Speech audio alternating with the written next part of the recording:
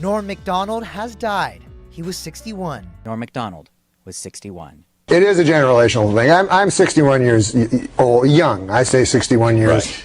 I say 61 years experience. I have more than that. My legs, my arms are thin. My arms are thin.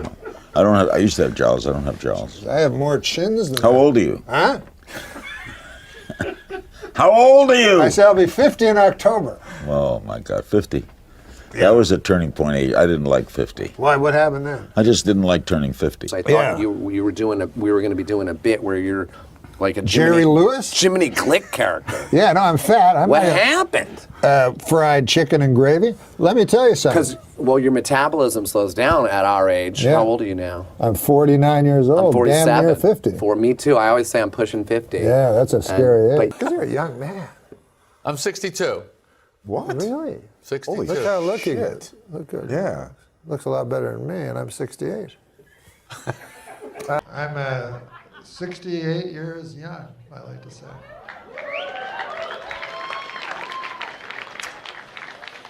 And I'm a more mature man than you are, I believe. I don't know. Might be have a few years on me. I don't know. No. I'm younger than you. Oh, okay.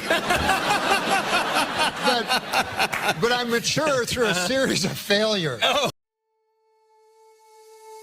Call me to say goodnight. Kiss me once or twice. I'll never let go of you. Fold me into your arms. Stay with. You're all dressed up. Yeah, they told me to dress up for Comedy Week. Yeah.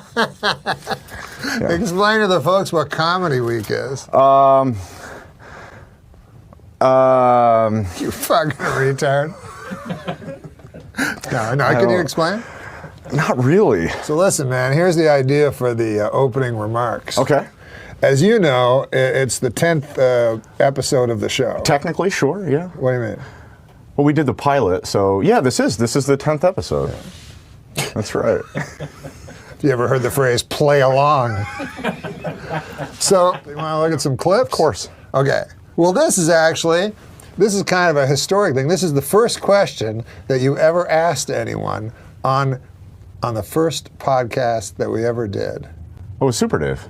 With Super Dave Osborne. Oh, yeah. Your first question. Norm told me to come up with some questions for you, and I've just been dying to know, where do you get your ideas from?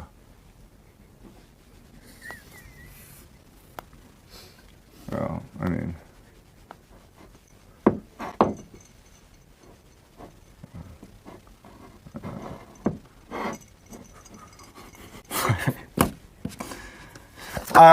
we have some news stories. Yeah, it didn't go well. I know. Super Dave fell into a deep depression from your first question. But we've had a lot of different times on the show. Hey, what about that time I got all political? Remember? Oh, yeah. Remember? Of course. And I started talking about the Falkland Islands and everything? Because remember when I used to eat like a big fat pig? Yes, I recall. And then I decided to make a political stand. You know what I mean? Because I want to be an important comic. So I decided to make a political stand. Do you remember that? Of course I remember that. Well, let's take a look. This is my promise to the people of the Video Podcast Network world. I will not eat a single morsel of food until Margaret Thatcher is dead and buried. She died 3 weeks ago.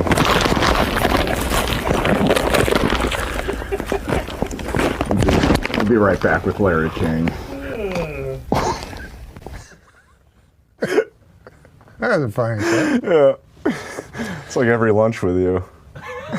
I know, I eat a lot of food, but I didn't drink the gravy that time. Yeah, that's the only time I haven't seen you drink gravy, which is odd. Yeah, well, I think it's unseemly on camera to drink a fucking ladle of gravy.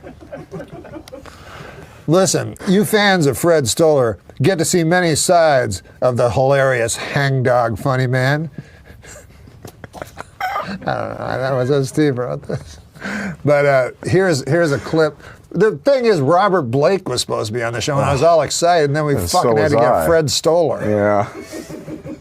God damn, that was a depressing day. Because Robert Blake was supposed to come in, and then Daniel Kellison talks to him on the phone for an hour, and he fucking won't show up. Anyway, whatever. Here's Fred Stoller filling it. Because of droughts all over Europe, scientists are predicting a global shortage of olive oil. Soon the world will know how Popeye felt after the death of his wife. Olive oil.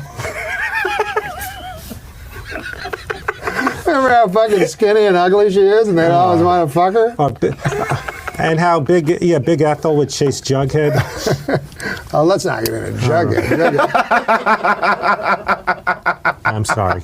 Well, next time Yes. that you come on, I'll have read the book, because I spent all my time reading a fake superior book. Is that a real book or It's a real bit? book. Look. I thought it was a bit for the show. No. It's actually riveting. I've read a couple. It's a fantastic book. This guy's amazing. But I haven't read your book, so I can't, in all truthfulness, say this is a superior book, but I strongly suspect it is. Were you in New York when the Twin Towers fell? No, I was in Los Angeles. Well, either way, it was a national tragedy. It was. Yeah, I know. 9/11.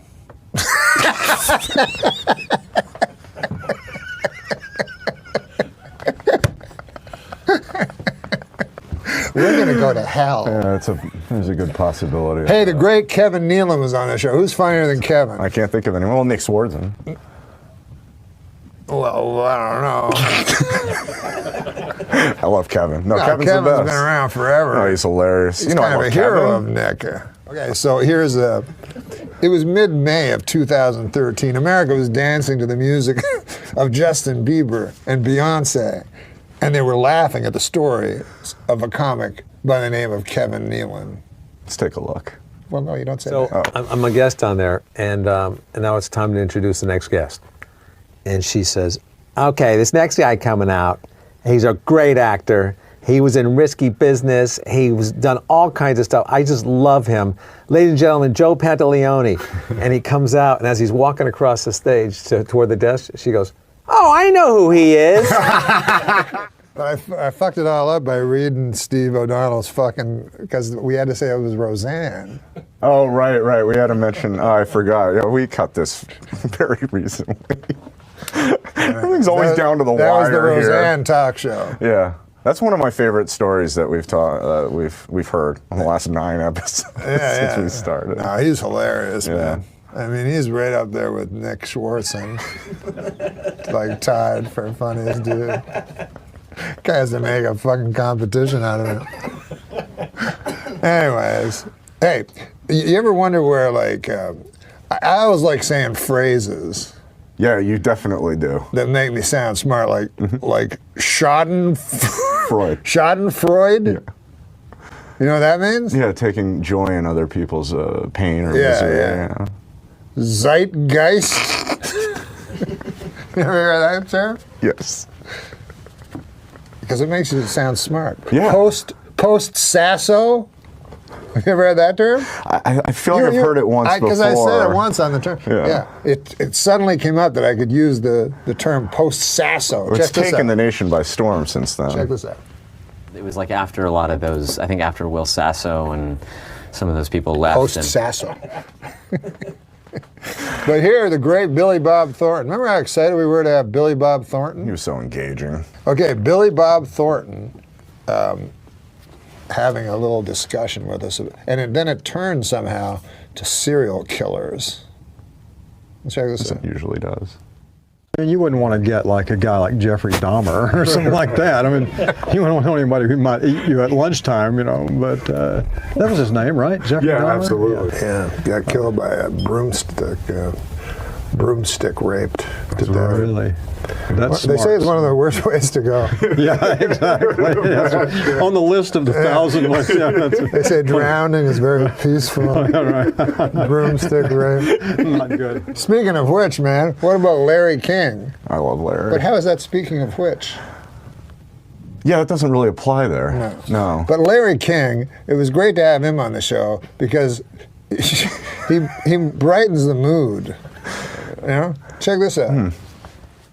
That's the one thing I fear is dying. Me, man, that haunts me. Because the thought of not existing, you know, it's like, you know what the new thing they call it is? dirt nap. Good God, Larry. That's what they call it, a dirt nap. You would not say that on Hulu. No, I wouldn't say it, but I'd say it here. That's what I loved about the Larry King episode. You got to see him out of his element and something, you know? It's always fun when a celebrity calls in to the show. Sure. You know what I mean? He's just at home watching the show somehow. But he found the show somehow, and he calls in. And who can forget the time Super Dave called in when Kevin Nealon was the guest? Yep. Check this out. Thanks so much for calling in, Super Dave. Please come back. I didn't call in, asshole. I didn't call in. You called me, and let me tell you something. Why don't you get something that is semi-professional? You're a bunch of asswipes. Right now I'm getting on a bus, and I'm going to scream out the window, and I'll reach 20 more people than you did tonight. Don't ever try to get a hold of me. I will never do this show again as long as I live. He doesn't care for us. No, he likes us. He'll be back. I hope so. I love him. You love that. You love that Super Dave. I love him. Yeah. Remember when you asked him that question? Yeah, I do. Let's take a look. No, we did that earlier. Oh. Yeah. Well, you know who's coming up? Nick Swardson. Yeah, you're a lover. No, I love him. Yeah, that's what I said. Yeah, okay. He's hilarious. He's going to be here. Really? He's funnier than Kevin Nealon, according to you. Yeah, man, Nick Swardson. He's wearing a gay robot T-shirt. Hey, man. Hey, man. That's gay robot right there. That's where I first knew of you from Sandler's album. Oh yeah, that was hilarious. Yeah, that was the coolest. This is the only shirt that'll suck your dick. True story. Who were the guys when you started? Were there anybody? Nobody from Minnesota. Jack Benny. Red Skeleton. Red Skeleton? Yeah, Red Skeleton. It was just a blood red skeleton on stage. People just scream and vomit in terror. There's no jokes. Just like this crazy skeleton. A fucking red skeleton. You used to open for him. And hey, what about Louis Anderson? Yeah. He emceed for me. No, I mean, what about that guy? Yeah, no, Louis is an old friend too, yeah. He's from Minnesota. I told everybody, that fucker can't jump into a pool from 100 feet. I can't believe he did that. Yeah, it was crazy. Yeah, I wouldn't do that. We're trying to get him and also big fat Bruce Valanche. You know that guy? Yeah, it's my trainer. One time, seriously, they used to have a show called Celebrity Fat Guys. Remember that show? No. Celebrity Fit Club. Yeah, Celebrity Fit Club. And so guys would try to get, but some of them were just 20 pounds over it, but then they had Bruce Valanche was on it. So they were immediately freaked out that he was going to die. Yeah. So they said, you just walk. So he's like walking, but he's the funniest fucker. But other people were on the show as though he were their cohort. Yeah, and they were like 10 we're pounds only overweight. 10, 20 pounds overweight. It's and like, this is your brother. It's like on Celebrity Rehab one time. I seen they had Tiger Woods' ex-girlfriend who was addicted to love. So she's in the same room as Jeff Conaway, who's Jesus, drinking nail polish remover. Oh my God. God damn! You ever been invited to that Celebrity Rehab shit? No, not yet. I keep auditioning for it every weekend. Phone's not ringing yet. Well, you gotta hang out with that Busey guy or something. Gotta link up with a posse. Busey's doing good, man. Is he doing good? Yeah. Oh, I take it back. Yeah. Hey, how's Grown Ups 2? I haven't seen it yet. I haven't. But you're in it. Yeah, I mean, I was there for the making of it. It was really fun making it. So am I in that movie? I think so. They CGI'd you in. Yeah. No, but I was in Grown Ups 1.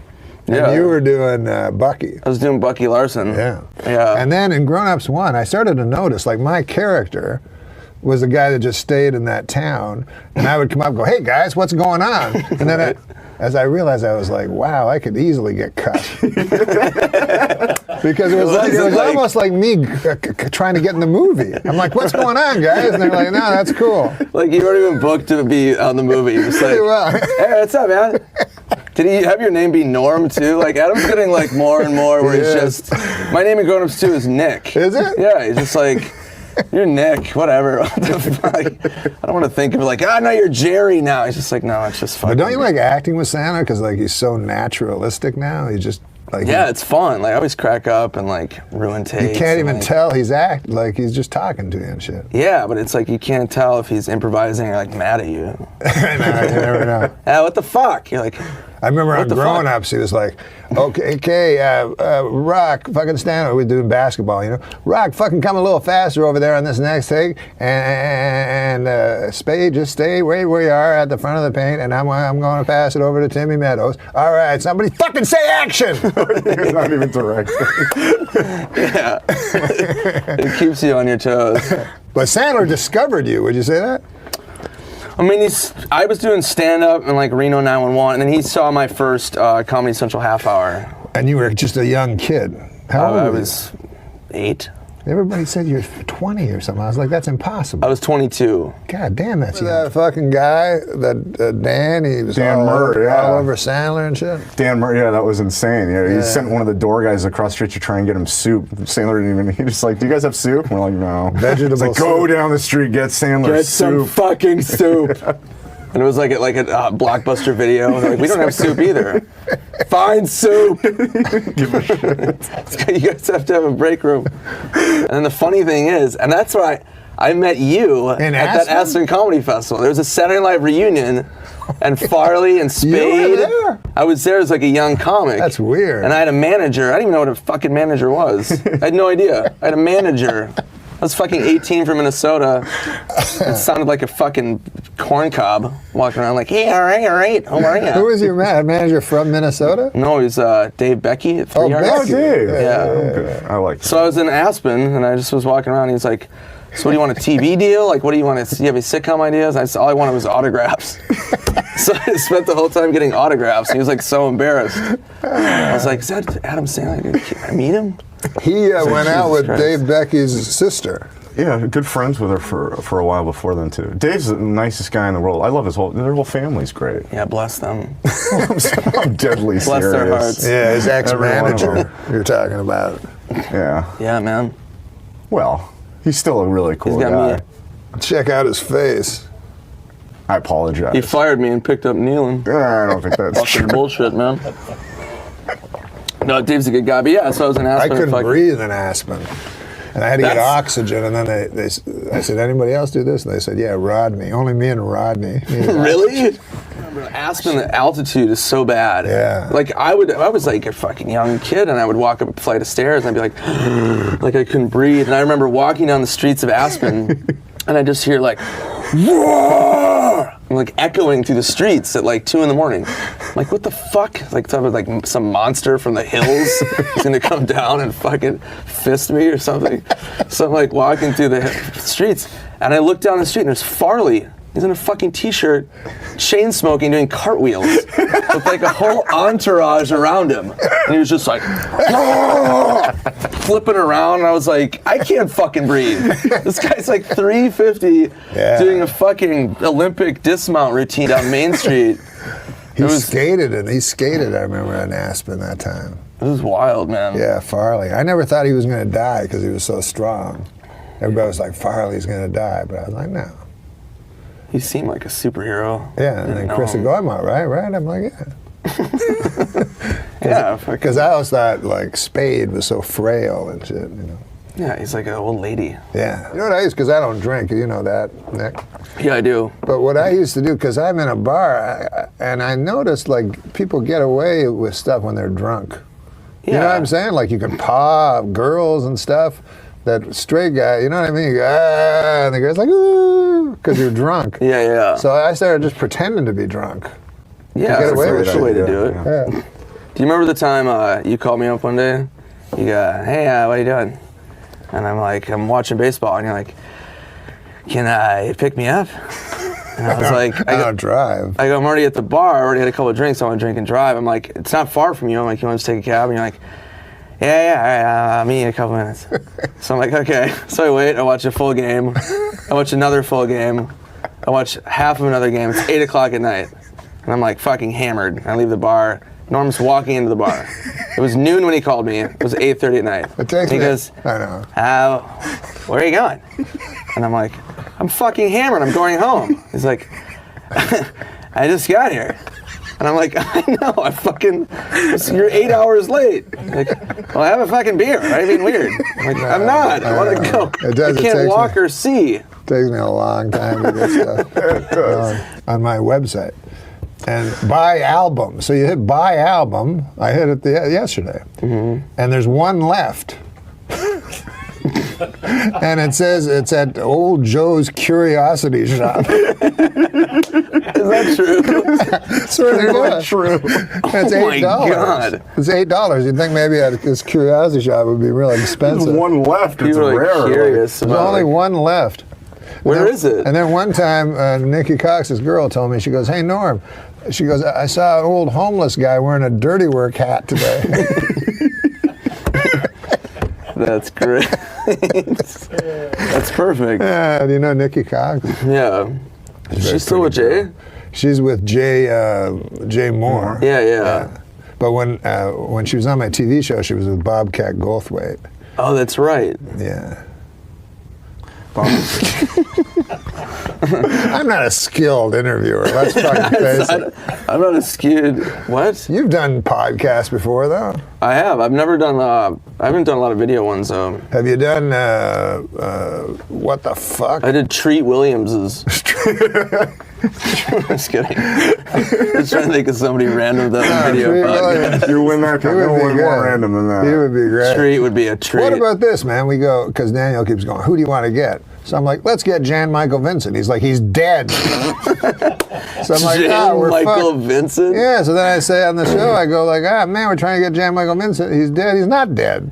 He's not? He's not dead at all. He's alive. Jesus. And then it turns out he was in an accident and he damaged his vocal cords, apparently. Sad story. I mean, wow, yeah. Fuck. Yeah. It's kind of a bummer. What kind of accident? It's one that he looks like a goddamn red skeleton now. That's what Daniel said. But I think he just doesn't want us to have him on the show. Yeah, it's a logical podcast. Like people. What like podcast? Have you ever been on the What the Fuck with Mark Maron? Yeah. Yeah. How'd that go? It was fun. Yeah. It was in a hot garage though. Yeah. It's like his up hot in garage. It was cats. I've been there. Yeah. I was there, and he's like, cats.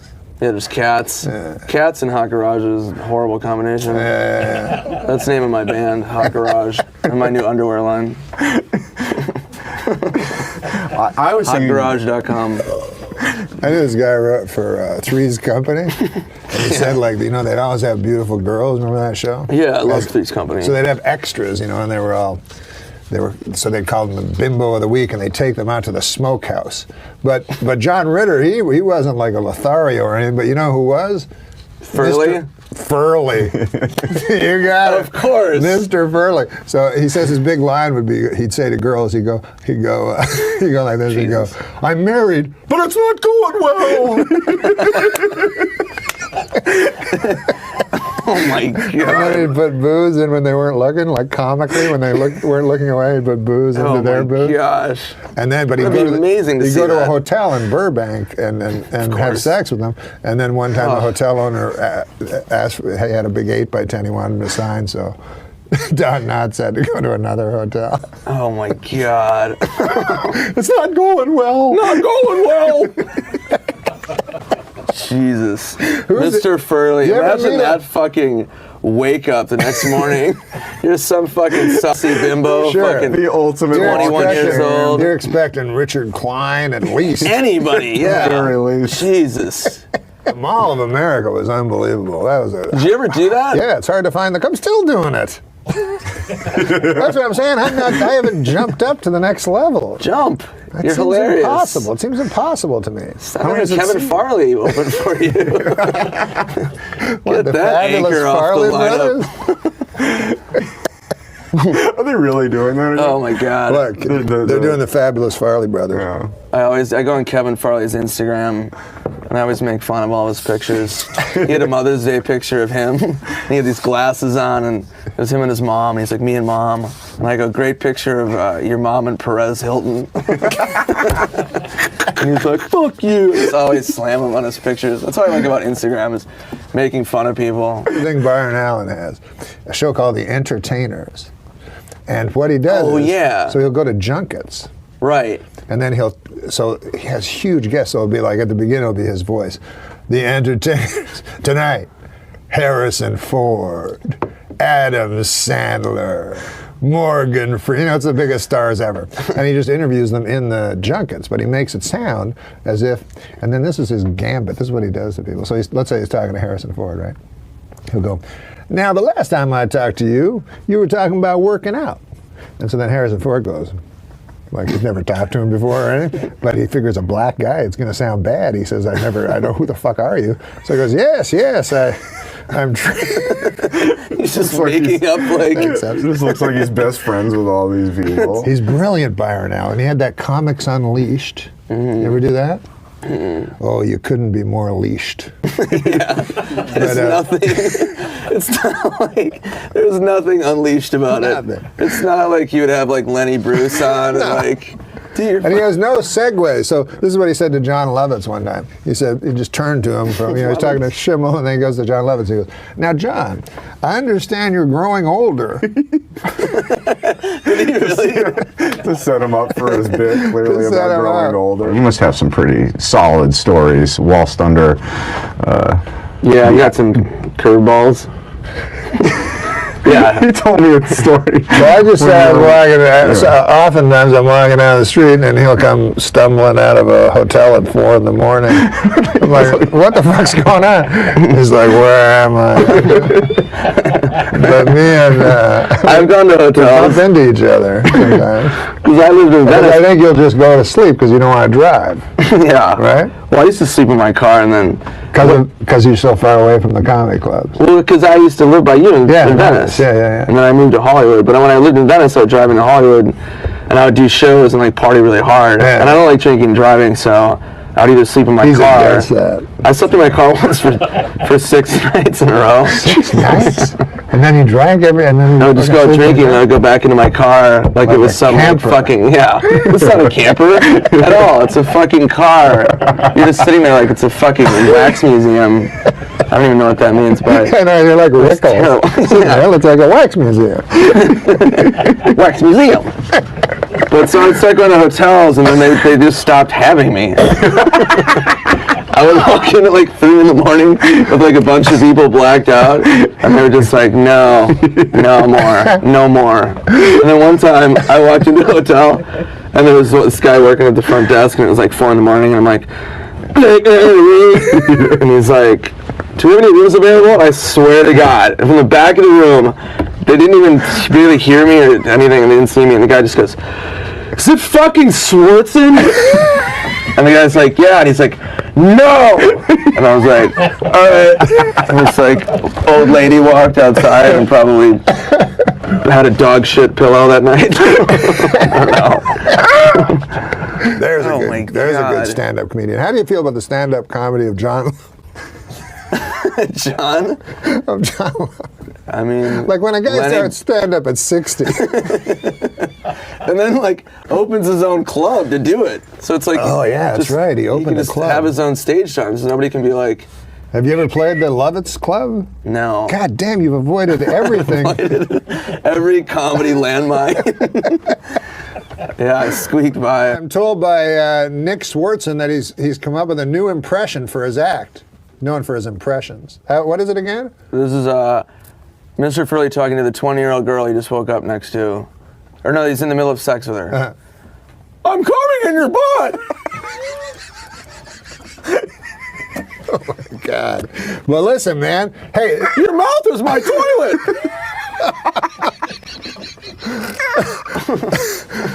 Wait, what about the man grate? Is that like a genital cleanser? No! No, my God. It is 100% made in America. Cast iron grilling grates. It's revolutionizing the way people grill. Jesus. What? I thought it was like all right. You want to hear what it has? Yeah. It has heavy-duty grilling grates.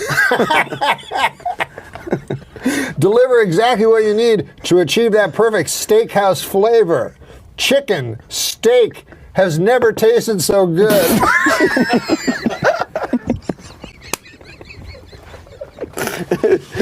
Listen, no more dry meat.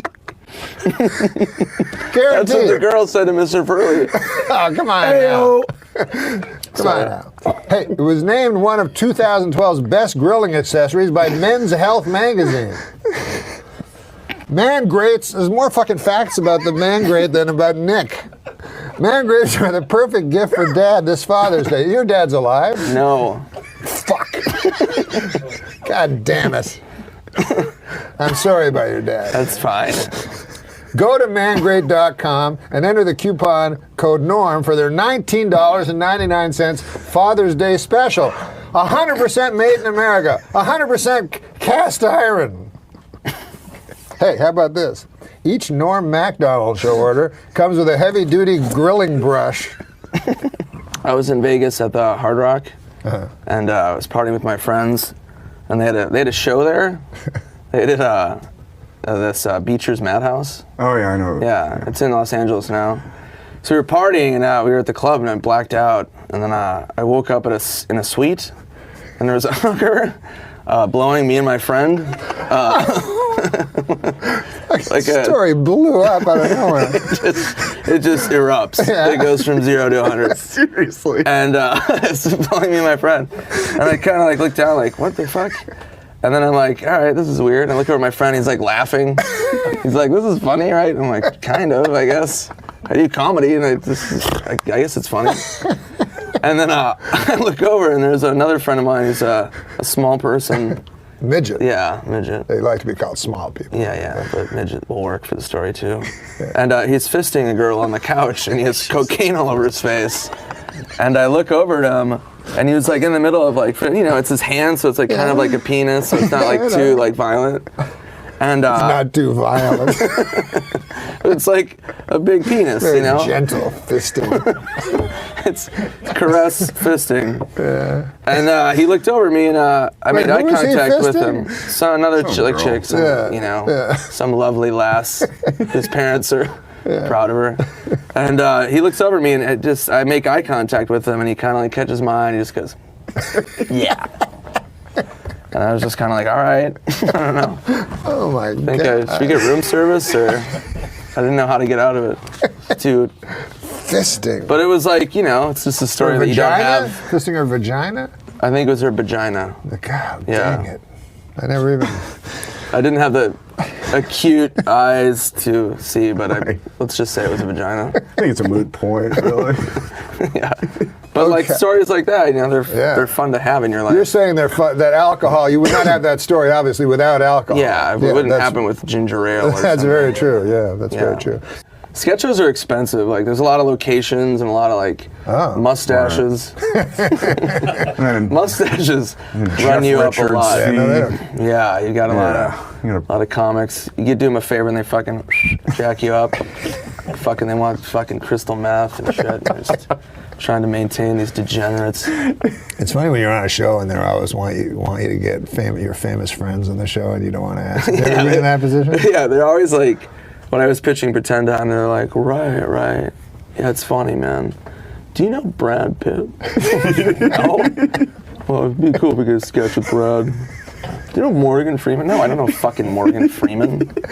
I'm doing like a sketch. That's why I went with my manager, because he had Brad Pitt. What, really? Is that true? Yeah, because they were pitching there, all the people they had. And then one time, I'm fucking doing a gig somewhere, and the car's not there for me, So I phoned Gervitz. I'm like, fuck, man, I'm stranded here. Mark's not here. I'm like, where? He's on a boat with Jennifer Aniston in the Caribbean. And I'm in, my car is not there. My car is not there to pick me up. You try the yacht phone? Or a Florida University student was caught streaking on campus and apparently told police he was on acid and asked them to cut his dick off. Boy, these kids today are crazy. In my day, we didn't need drugs. We would just cut our own dicks off. Yeah, you didn't need no fucking acid and shit. What about this? There's a new 3D version of The Great Gatsby, coming. I saw it. I just saw it too. Did you? Yeah. Did you see it in 3D? No. Oh, in 3D. I don't like wearing glasses. It was almost like the sober examination of the unrestrained materialism and absolute moral center of the Roaring '20s jumped right out at you. That's a good one. I think my doctor might be retarded. Why? His name is Dr. Retardo. Oh. It's a good chance. 42-year-old Richard Swanson set out to dribble a soccer ball from Seattle to Brazil, but got hit by a car in Oregon and died. Well, at least he got to die loving what he do. At least he got to die doing what he loved, Nick. Dribbling a soccer ball in traffic. No, that's not nice. One of the most popular documentaries on Netflix is Jiro Dreams of Sushi? Jiro Dreams of Sushi. I've seen that. It's very good. That's You a have? fantastic documentary. One of the least popular documentaries, Jiro Nightmares of Acid. Oh, yeah. That unwatchable. I liked it, the DVD commentary. Yeah, let Adam Eager read one. Yeah, Adam, what the fuck? I give you 3 good ones. Dick. 4 of the top 5 picks in the NFL draft were offensive tackles, which is a great thing to tell your wife as the love drains from her eyes. Hey, listen, have you noticed my enormous weight gain? I've gained 45 pounds. I'm telling you, my manager, my landlord rather, he managed to get rid of 230 pounds of ugly fat. He evicted me. What? Here, read this. I thought you. No, read this. I want to read that one again. Here, read that. Sure, we all know about Norm's astonishing weight gain, but I think it's become a bit wearisome. So let's agree to stop having fun at his expense. Pain and Gain, the new movie directed by Michael Bay. Reviewers are calling it everything from shit to fucking shit. Doesn't that look like the worst thing ever? Yeah. Oh, well, whatever. This one's more like a factoid. Danny DeVito looks like one of those guys with a short but thick penis. Right? He has to have the thickest fucking cock. It's true. Dogs and humans love to run because it apparently gives them a natural high similar to that of marijuana, according to the University of Arizona. Wow. After running what are called cannabinoids, the chemical found in marijuana that gives you a feeling of euphoria, are higher in humans and dogs, and this encourages them to run again. To 7-Eleven for a Slurpee. They got the munchies. You want to check it? Let me fact check this. Hey, Barbara Walters is retiring. I can understand why Barbara Walters is retiring. It must be exhausting occasionally appearing on The View. Right? We're fucking going on the road doing all kinds of shit. Yeah, doing her shit acts. Not you. Your act's good. It's pretty shitty. But she gets to sit there and just fucking talk. Yeah, just yap. The fuck? You ever been on that show? I've been on it so many times. Oh, this is your kind of joke, man. This reminds me of your kind of joke. All right. Just from hearing you read jokes. Oh, I like this. I like the theme that this one has. A man in Taiwan reportedly cut off his own penis to win an argument with his wife. That reminds me of that episode of Everybody Loves Raymond, where Raymond forgot Deborah's birthday and he had to cut his own cock off. Oh my God! I can read, just read any one. You get to read them out of here. It's like Game of Thrones. That guy's getting his penis cut off. If you guys Everybody is there? Yeah, this guy got his penis cut off to turn into a vagina, fashion into a vagina. I don't think they had medieval sexual. Oh, that's in the old days? Oh, yeah. It's like medieval. But it'd be cool if they did experiment with genital altercations back then. Yeah. But what about, let's say you go to a doctor. Isn't it weird that you can go to a doctor and go, you know how I have a cock? Where are you going with this? It's not real. I shouldn't have a cock. I'm bored. You mind cutting it? And because I've always intuitively believed that. So the best is like when you want to go back after like 5 months.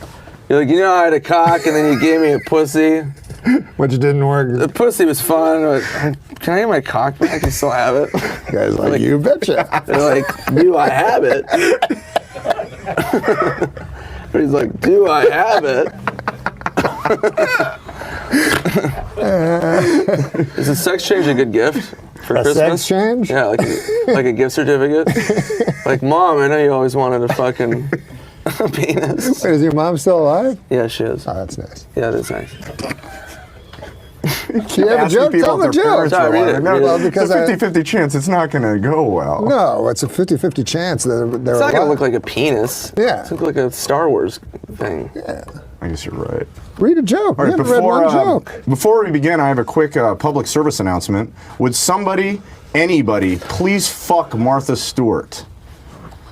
Oh, I got that one. What? I don't understand that. What? That's weird, right? Too soon. It's meta. Meta. Do you like the meta comedy? Meta world peace comedy. Yeah. Only comedy I like. You know, I'm against hate speech, but read that. Engaging in hate speech is wrong and terrible and should never be tolerated. But you have to admit, engaging in a hate stutter would be kind of cute. How would that go? Fuck, suck, queer. Fuck, fucking Chinese black. Yeah, Papa, what do you call that? Papa John's? Oh, okay. A Papa John's delivery man has been arrested for allegedly selling more than $40,000 in cocaine hidden in pizza boxes. Jesus. To undercover police officers. This raises an important question. Where is all that pizza that was supposed to go in those boxes? Can I have them to eat?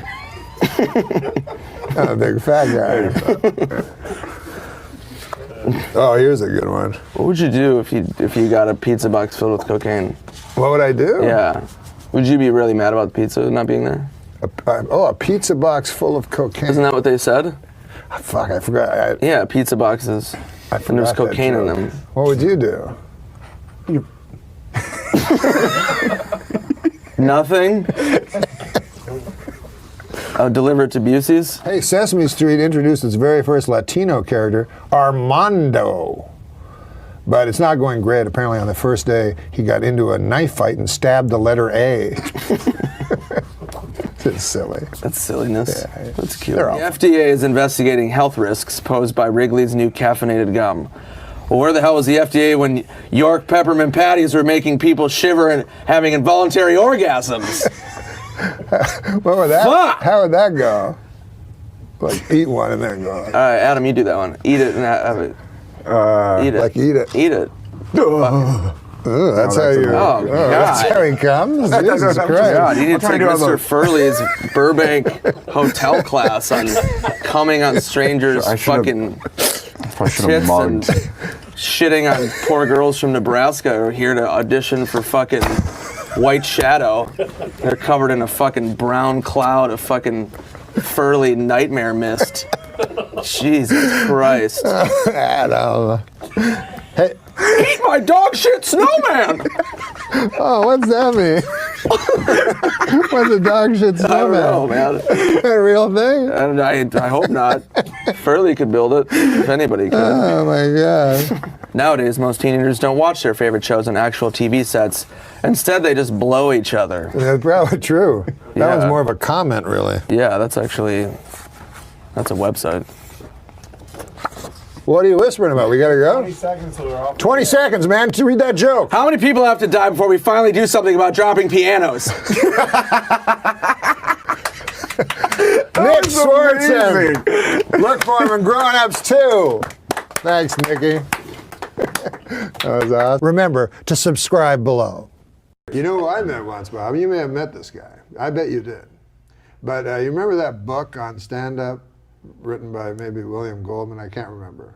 But it was about Lenny Bruce. It was about Lenny Bruce. I don't think I read that It was book. Lenny Bruce. I never met Lenny Bruce, but I know who William Goldman is. So there was a guy that was with Lenny Bruce that was supposed to be the funniest guy. Well, and he was Rodney's friend. Were Joe Ansis. Yes. Joe Ansis, Rodney Now, told I met me. Joe Ansis. No way. He came to Saturday Night Live, and he wasn't very funny. Well, he was an old man by then, right? Yeah, he was with Rodney.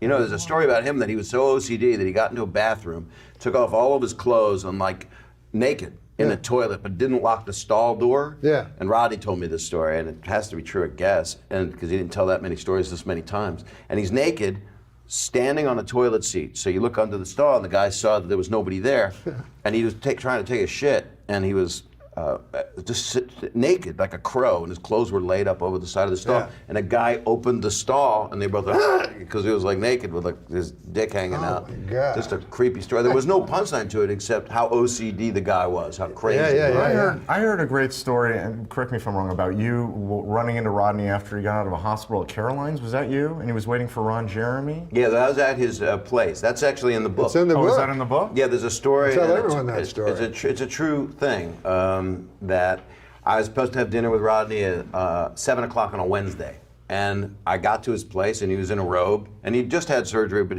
he was healed, you know, wasn't like hanging out. He had a scar up here, and he said they took out all my guts, lied them next to me, and then put them all back in. That's how he talked about his surgery. It's just like something quick, like Legos or something. And so I got to his place Wednesday night, and his wife was going out with a friend, and he goes, "Bob, you didn't call to confirm." I said, "I'm not late. This was the plan. You didn't call to confirm, man. I'm sorry. I got Ron Jeremy coming up here with 2 hookers." And I said, "Well, I gotta go. I'm not gonna. I met Ron before. No offense. I just don't. I'm good. I'm gonna leave." And Rodney goes, "Oh, I'm sorry, man. I feel bad." He had a release on the table that just says, "I, Ron Jeremy, allow Rodney to use me in his book." And that was just going to be his signature. That's what it was all for. So Rodney goes, "Sorry, I'll walk you out. I feel bad, Bob." And he walks me over to the elevator, and the elevator was just to his unit. And I walk over, and the doors, I'm on the inside of the elevator, and I go, he said, "How you doing, Bob?" I said, "I'm doing pretty good. I would have liked to have dinner, but how are you doing?" And he goes, "You want to know how I'm doing? You're leaving, and I'm waiting for a guy that can suck his own cock. That's how I'm doing." And then the doors closed. And we both laughed out loud because he said it he had no energy up to that moment. And when he said it, it was like a back-to-school moment. Like, "That's how I'm doing." He yelled it. And that's what the guy could do, apparently. The potato bug of porn actors. Yeah. Could curl himself up. And you've met him. I met him. He loves comics. Thinks he's funny. He's the funny one. He loves comedians. That's the guy you definitely want to fist bump, not shake. Oh, yeah. Talk about that big juicy thing you were talking about. No.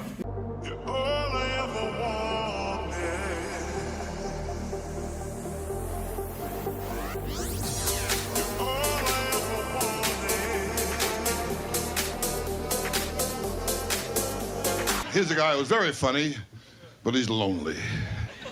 He needs acceptance. Make him happy, won't you? Bob Saget, how about it? All right, Bobby, here we are now. Thank you. Gosh, you're a wonderful audience. You really are. I'm not just kissing up. I'm really not. I swear. I'm slobbering all over you is what I'm doing because I need you to like me real bad because I have no act and I have no life and I have no future. My phone. But I'll tell you, man, you got, especially when elections are around, you got to have a lot of, and you're a comedian, they expect you to know things nowadays. You know what I mean? It didn't used to be like that. Like during the Vietnam War, they wouldn't go, "Wonder what Red Skeleton thinks on this." But nowadays, like I've heard, they go, a comedian is the modern day philosopher, which first of all, it always makes me feel sad for the actual modern day philosophers who exist, They're working, trying to come up with their philosophy, and they go, "God damn, you ever hear of this nightclub comic? He's doing some very good work on tautologism," or what the hell you say. I hate fake humility. The idea of like somebody being good for the cause or the resistance or whatever. First of all, that's meaningless. The fucking, you got to go back and look at all that Norm MacDonald shit. You know that interview Norm MacDonald did where he was like, "Oh yeah, everybody thought Hitler was hilarious prior to him running the power, or like getting into power. There was comics about him and everyone thought he was a big joke. And then he did the Holocaust. So there goes your notion of comedy being powerful." Yeah, that's like, the one where he's like, Norm rules. If you tell me one, right. If you tell me one socially relevant joke that's funny, I'll give you $1 million. Norm fucking rocks. And they're like, what about all this identity-based comedy like Aziz and Amy Schumer? He's like, yeah, everyone expects comedians to be modern-day philosophers, which I think is really insulting to modern-day philosophers. Yeah. People go to school and study philosophy. He's like, you're not a philosopher because you try to fuck waitresses. I know, man. Norm So fucking good. rocks. He's the best. Is it really my fault? 'Cause you try to hit me with your pity till I can't trust, but I still push on. Got me changing my ways, trying to fit poison my. There was a thing I read about Woody Allen, and he went on the stage, and a lot of the people did much better than him, and he was upset, and his manager said, no, it's what you leave on the stage. That was his remark upon Woody Allen. And so I always thought, well, a guy like Andrew Dice Clay would destroy, and have me hitting the wall, as you say, but then afterwards, maybe you'd feel a little queasy. Whereas you kill, and then you leave something nice on the stage. It's one thing to make people laugh, it's another to make people smile. Wow. Norm used to say the same thing to me every time, and it made me laugh every single time he'd see me. He'd walk up, and he'd go, don't tell me, don't tell me, don't tell me. You're on a show. And it's a big show, but don't tell me. Don't tell me. And your last name's Collier. Hold on. Don't tell me. Don't tell me. It's a show, and you're on with some kids, and that's it. That's all I got. Your name's Collier, right? Every time he would say the same thing to me. And it made me laugh because I know I'd seen Norm coming, and I'd go, here he goes. He said, don't tell me. And as soon as he said, don't tell me, I just couldn't stop laughing. I'm scared of letting go, go, go. I'm scared of letting go, go, go. I'm scared of letting go of everything in the past. I'm scared of letting go. You know him as Super Dave Osborne, but we've been brothers our whole lives. People don't realize our last name is actually Einstein. So Dave Einstein, Bob Einstein, you're Dave, I'm all right. Bob, what are your memories of Dad and the radio show? Because Mom didn't think it was funny, and our father was a wonderful man. He was the first man that I ever saw actually going to work with banana peels actually in his slippers. It was a wonderful, wonderful trick. I tried it years later. It never worked for me. That was the brilliance of our father. You kept falling down. I did. Yeah. Yes, it was just. He one could of those, ride a bike with the bananas in his slippers. He could do anything with bananas, and that was what our mother loved about him. I always thought it was the cheese. I thought she loved the cheese. Well, she did. She loved cheese. She loved bananas. She loved cheese on bananas, and I think that is one of those moments that I really don't want to touch. That's really, I think, between our parents. You're probably right. Hey, what about this? Super Dave has been on the phone with me. Super Dave backstage. Osborne? The great Super Dave Osborne. Yes. And he's been on the phone while I'm trying to get ready to come out here. Yes, he keeps phoning me. That's what he does. And he goes, this is what you do. You walk out. You're wearing a pompadour. You just look at Jimmy. You don't say a thing for 5 minutes. This is why we never invite him back anymore. He says, let me ask you a question. It's 4th down and 1. You're at the 1 yard line. You have the choice. You can hand it to O.J. Simpson, Jim Brown, or Emmett Smith. I'd go with Rosie O'Donnell.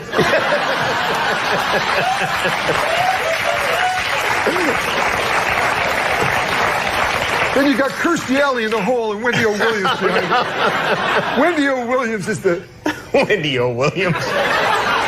He's a punk singer or something, right? No, I think he meant Wendy Williams, but he said, Wendy O. Williams is the lone second. I think he was a little confused. No, I was just thinking, because they have that Viagra thing out. Yeah. And the other day, Bob Dole came right out and said... He was one of the first. Yeah. And, you don't want to hear about Bob Dole's cock, I mean, President Clinton's cock, Bob Dole's cock, what the hell? But mostly, an old man like that, you don't want him to have a super hard cock. You know what I mean? Why? Why? Because an old man, you want him to be, got a pipe going, a newspaper, the dog at his feet there. Well, that, in some corners, is considered pipe. Oh. But now they're going to have to create some goddamn pill that makes women aroused at the sight of a fucking 70-year-old dude with a super hard cock. You know what I'm saying? It's crazy. This is Viagra. It's insane. And you know what it's for? Impotent people. All right, it's for impotent guys. So get this. I read this. The pill can make your cock hard for 4 hours. Right. So now, who has the 4-hour hard cock? The impotent guy. The rest of us are fucked. Me and you got our regular cocks. Meanwhile, fucking Spade is, you know. Refer to Spade. Oh, man. I didn't see it. I didn't see it coming. Dude, I know you didn't. He brought it all around and then a vicious rip kick into his best friend's gut. Once there's too much cock talk, I try to just zone out for a minute till it goes back the other way. If there's too much cock talk, this guy has fevered nightmares all night. Dreams, I mean, like sweaty, fevered dreams from the cock talk that's been all over his head. Why bury me twice? He's killing me. No, he's a good man. That erased it. All right. No, he's a good man. Who cares? After all that, that's the whiteout he puts on. Yeah, I know, it's awful. After he talks about you doing chin-ups on cock for 18 minutes. No, he's a good guy. If you're gay, he's a completely straight guy. He gets a lot of ladies. You know that about him with the ladies. Don't say ladies. Women, girls. Okay, thank you. Ladies, what are we, fucking on an FM station here? He's Don Cornelius. But these gay guys, man, I was reading, you know about These gay guys. I haven't even said hi yet. All right. Tell me what it is with these gay guys. I know, I'm already. I just read this thing about the George You're reading Michael. a lot, aren't you? Yeah, I got a little time off. Now I read the newspaper. And this really strikes me about the gay community. I don't know if they're a community, but called West Hollywood. Yeah, they're gay, and it's, you know, George Michaels. He hangs around the bathroom. He has sex with multiple guys. This is no way. You got to get it right. Hangs around the bathroom, Right. and it was described as a lewd behavior, but I don't remember sex with numerous guys. Well, is that what you took away from it? What does he do? What were you, in the next stall? I could have been just having a nice bathroom regular thing. I don't know what lewd behavior is, but I don't know that he was in there with numerous guys. But this anyway, is go ahead. We get the gist of it. This is definitely a gay thing, like, because this is a pop superstar. You know what I mean? You're not going to walk into a bathroom and all of a sudden Farrah Fawcett's like, you know? You're not going to... What? I love it. What I'm saying is, why would a famous what was she doing? What was that, some sort of cervical belt sander thing, or what was that? Oh, Christ, what are you, Linda Blair? They do. That's what they do. Right? That's what ladies that I know do.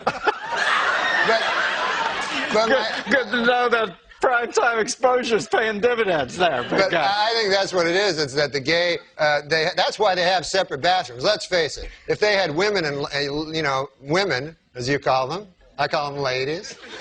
If you had them in the same bathroom, like you go in the bathroom to do your business, see a man about a dog there, you know, and you're in the bathroom. You're in the bathroom. All of a sudden, a beautiful lady comes out. Oh, here's my vagina and breasts. You're going to be hanging out at that bathroom a lot. So I don't blame anybody for anything. Can you believe Olmeyer didn't get him? We're all the same, man.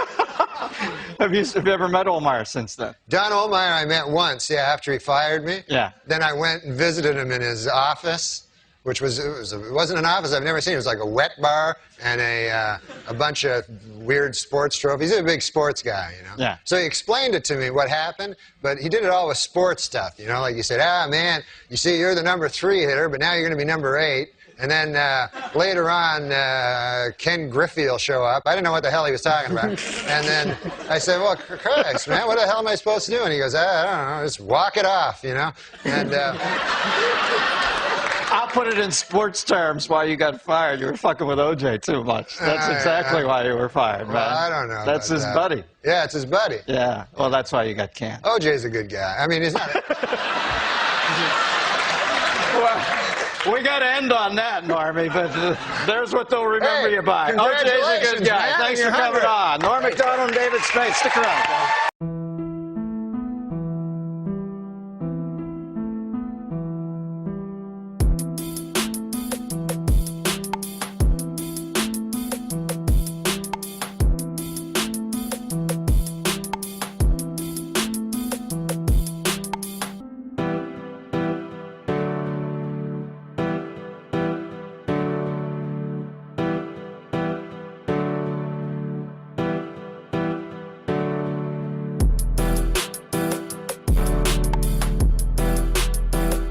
Welcome to Norm MacDonald Live, episode number 2. And tonight we have the great Tom Green on the show. We will be asking him questions, interviewing him. I will be interviewing him along with my trusty sidekick, Adam Egret. It's Egret. Egret. Yeah, no, He's yeah. right. I had a little guy on my show that I found in the A little Royal York. person. A little person. Should explain to the folks. And he was an alcoholic. And he Like Adam we Egret. put him up. Yeah, we put him up at the Royal. Okay, we're back with Adam Egret and Egret rather. Here, Fred. I'm Adam. Whatever. Well, that name's a name. Jesus Christ, it gets fucking. You knew what he meant. A new study shows dogs can tell when people are doling out fake praise. So I guess that's the one thing that differentiates my dog from Adam Idget. Who's Adam Idget? Oh. Just a funny name. Oh, just a funny name? Okay, all right. Adam Idget is him. Oh, I didn't know that's your last name. His name is Adam Egget. Egget. So I had no idea your last name. Adam well, just be nice to I him. forget sometimes. Okay. I'm not saying that your trusty sidekick, Adam Egget, is dumb, but on his contract where it said sign here, he wrote Capricorn. To a letterman. That's so dumb. What's an octoroon? Well, I don't know. It seems to me some eighth of a black guy? Is that what you're going to say? Isn't it an octoroon, Andy? It is an eighth of a black guy. Who is Andy? You were just, who is Andy? You just said Andy. I was thinking of Andy Kindler, my good friend. Because you're I thought he was here. No, it seemed it's almost Adam. like it was point. Yeah, Adam. that's well, fine. Andy and Adam. No, that's fine. great. Yeah, it sounds close. Adam Yeah, Sandler, it's Andy close enough. Sandberg. You a boy. You know what I mean? Adam. Yeah. How could I forget that? Adam. We're gonna have Adam Egget do a joke. Oh, good. And it's Adam, not Andy. No, I know. I'm trying. You don't hear any more about... In the camera. Oh, sorry. You don't hear any more about Bob Costas' infected eye. Who is stonewalling this investigation? I'm thinking about a year I would work on my delivery. You don't hear any more about Bob Costas' infected eye? Who's stonewalling this investigation? He's a consummate amateur. Neil Patrick Harris posed nude for the cover of Rolling Stone except for a hat hanging off his wiener. And this morning, Adam Egget. Oh, is that your name? Fucking change it. And this morning, Adam woke up and said, "Hey, where's my hat?" Sorry, Neil Patrick Harris' cock. It's on his dick. Go get it. I bet Neil Patrick Harris fucking shoved his cock deep up his asshole. Huh?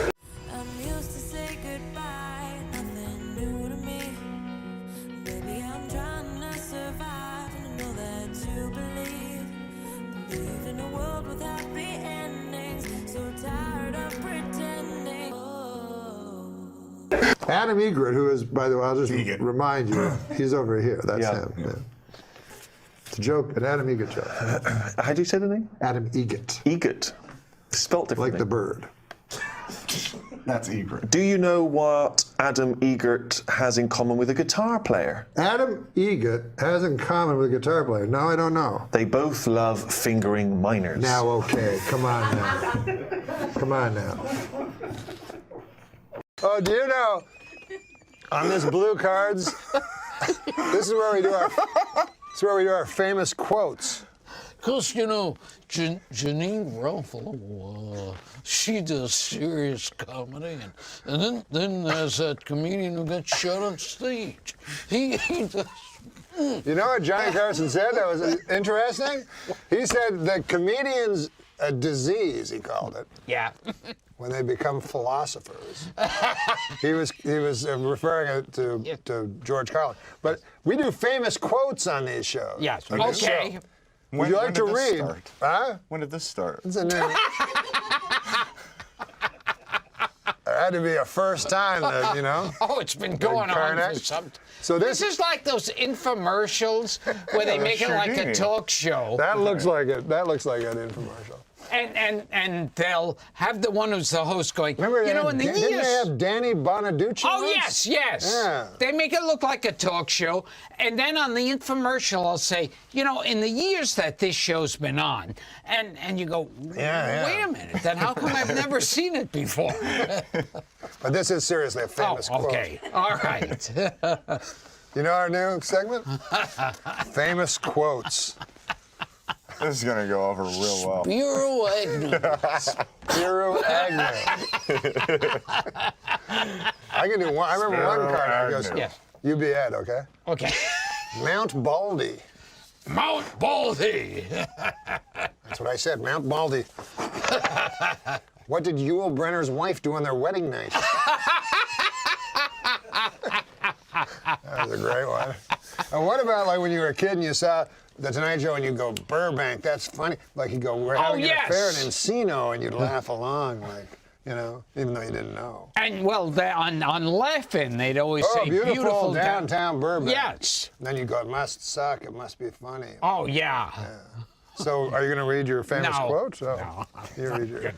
And then there was a joke that started after Carson was off the air already. Yeah. And this was, but it was a popular sick joke. And that was Christopher Walken. And Christopher Walken. Yeah. What's something you never see at the Reeve household? Oh, God.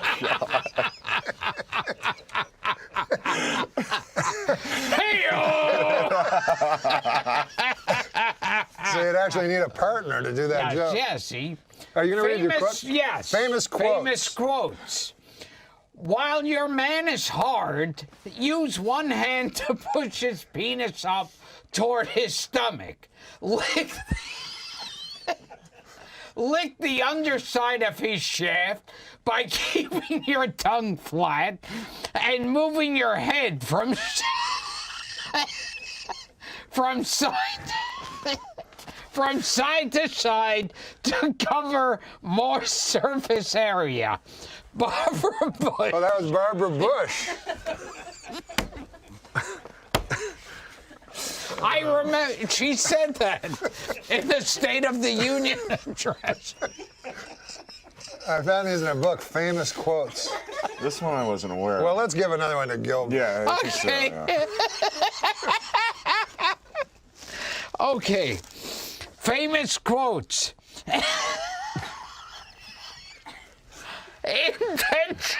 Oh, Jesus. Intensify his orgasm by placing two fingers an inch behind his balls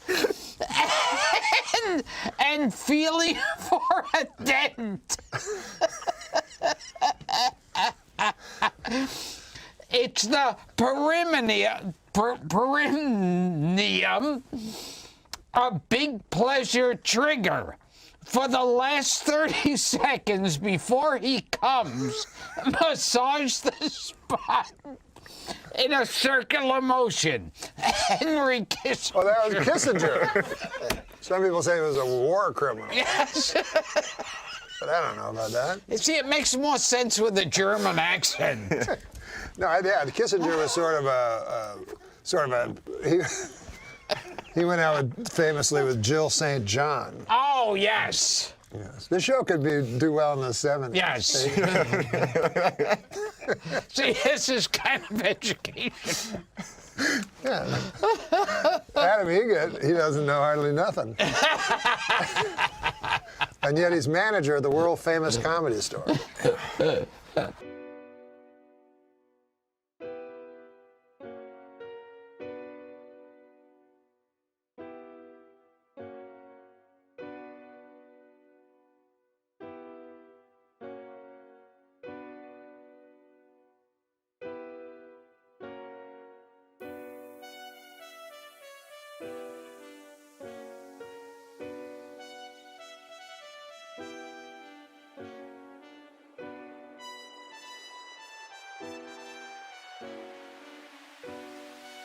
It's an exciting day here at 30 Rock. You know, the Rosie O'Donnell show premiered today.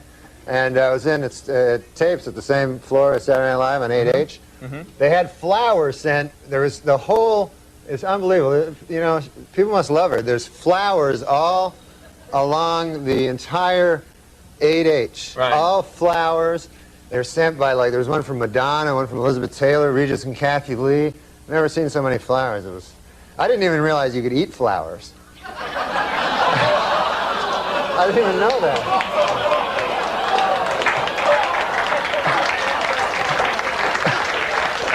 But, no. Hiya, Rosie. I'll be your pal. That's mighty neighborly of you, Norm. No, she's Nice great. of you to eat all those flowers. No, she's great. The show is great, you know. You're screwed now. Postal authorities removed a cigarette from a photo of blues artist Robert Johnson to help dignify the musician in a new stamp they've issued in his honor. This isn't the first time the post office has altered a photograph. In fact, the original photo used on the Elvis stamp was based on this photo.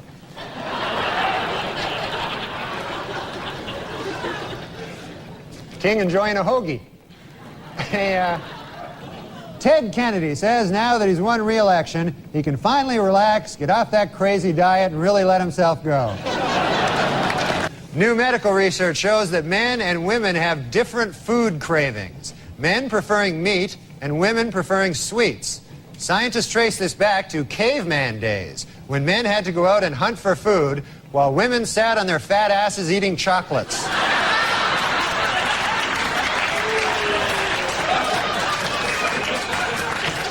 Last week, Duchess of York Sarah Ferguson visited the Big Apple and showed off her 14-pound weight loss. Hopefully, this will not interfere with her official duties of sitting on her fat ass all day long.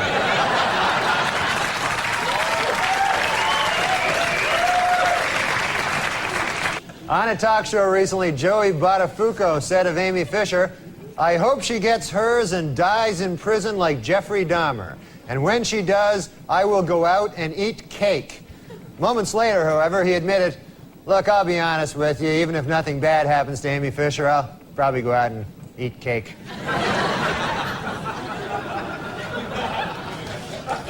In what is considered a remarkably short period of time, the head of the Federal Advisory Board, Dr. Peter Mellman, has given speedy approval to a controversial new anti-obesity drug. It should be noted, however, Dr. Mellman's wife is a fat pig.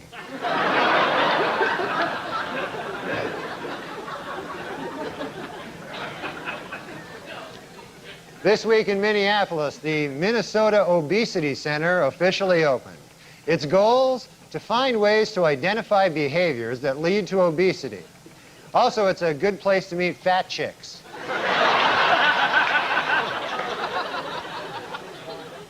And in California, Christian Brando was released from state prison Monday after serving nearly 5 years for killing his sister's boyfriend. Meanwhile, his father, Marlon Brando, ate 9 pizzas.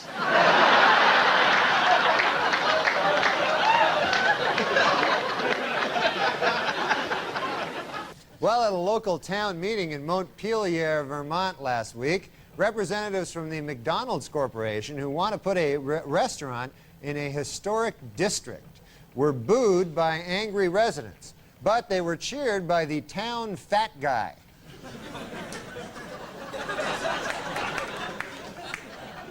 Every town has one, the town fat guy. John Goodman has announced that he will not be returning to Roseanne next year. So how will the show get rid of him on screen? Well, insiders now say that over the last few episodes of the season, Roseanne will gradually eat him.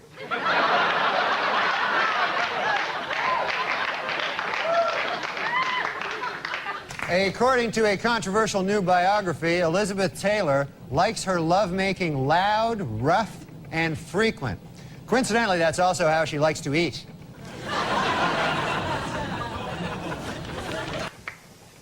Well, television history will be made this week when film legend Elizabeth Taylor appears as herself on all 4 CBS Monday night sitcoms. It's part of the network's new campaign, Must Eat TV. She enjoys eating. The New York Post has reported that Michael Jackson wants his closest friend in the world, Elizabeth Taylor, to be the godmother of his child. However, those close to the pair worry that this could eventually lead to heated arguments over whether the child will be molested or eaten.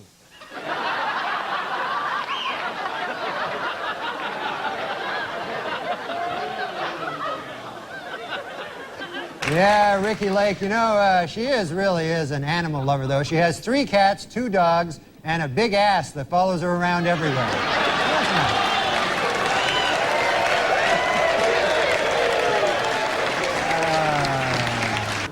Former Wilson Phillips member Carney Wilson's new talk show kicked off this month. According to Carney, her show will be different from the others in that guests will be treated with respect and dignity. And then she will eat them.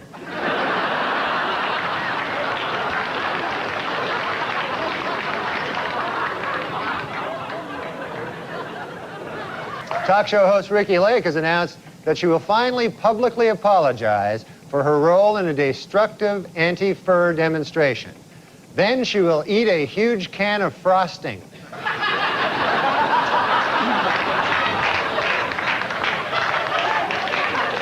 In the new movie Mrs. Winterbourne, talk show host Ricky Lake plays the part of a young mother-to-be. According to film's producers, Miss Lake was so serious about achieving a realistic pregnant look, she forced herself to lose 30 pounds.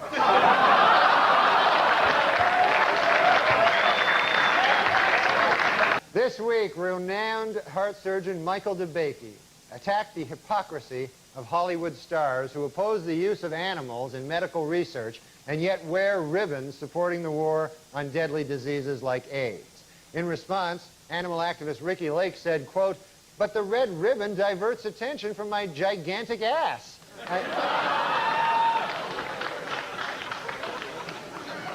A sad story from the world of entertainment this week. Talk show host Ricky Lake had to get rid of her dog Dudley after the pooch became too aggressive with her 7-month-old son Milo. A clearly saddened Lake said, "It broke my heart to get rid of that dog, but he was delicious."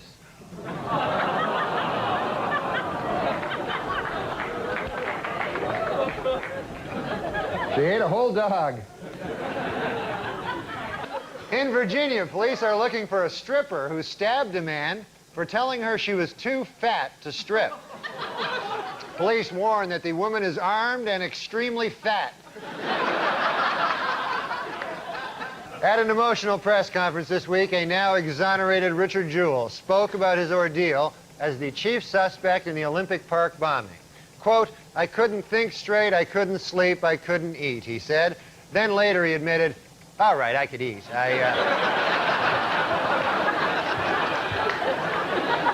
I couldn't sleep, though. I had trouble." The FBI, still pursuing its investigation of the Olympic Park bombing, has decided to launch an internet web page. Net users can log on to view crime scene photos, leave tips, and try to guess Richard Jewell's weight.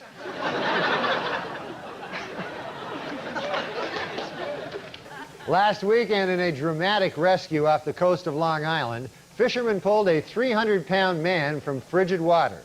They were alerted by his desperate cries of, "Help, help, I'm starving, I'm starving."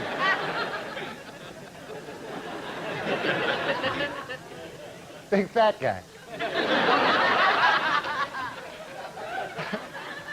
In New Zealand, a convicted swindler who weighs 670 pounds has been sentenced to house arrest because he is too big for prison. According to prison officials, it took 4 inmates just to rape him.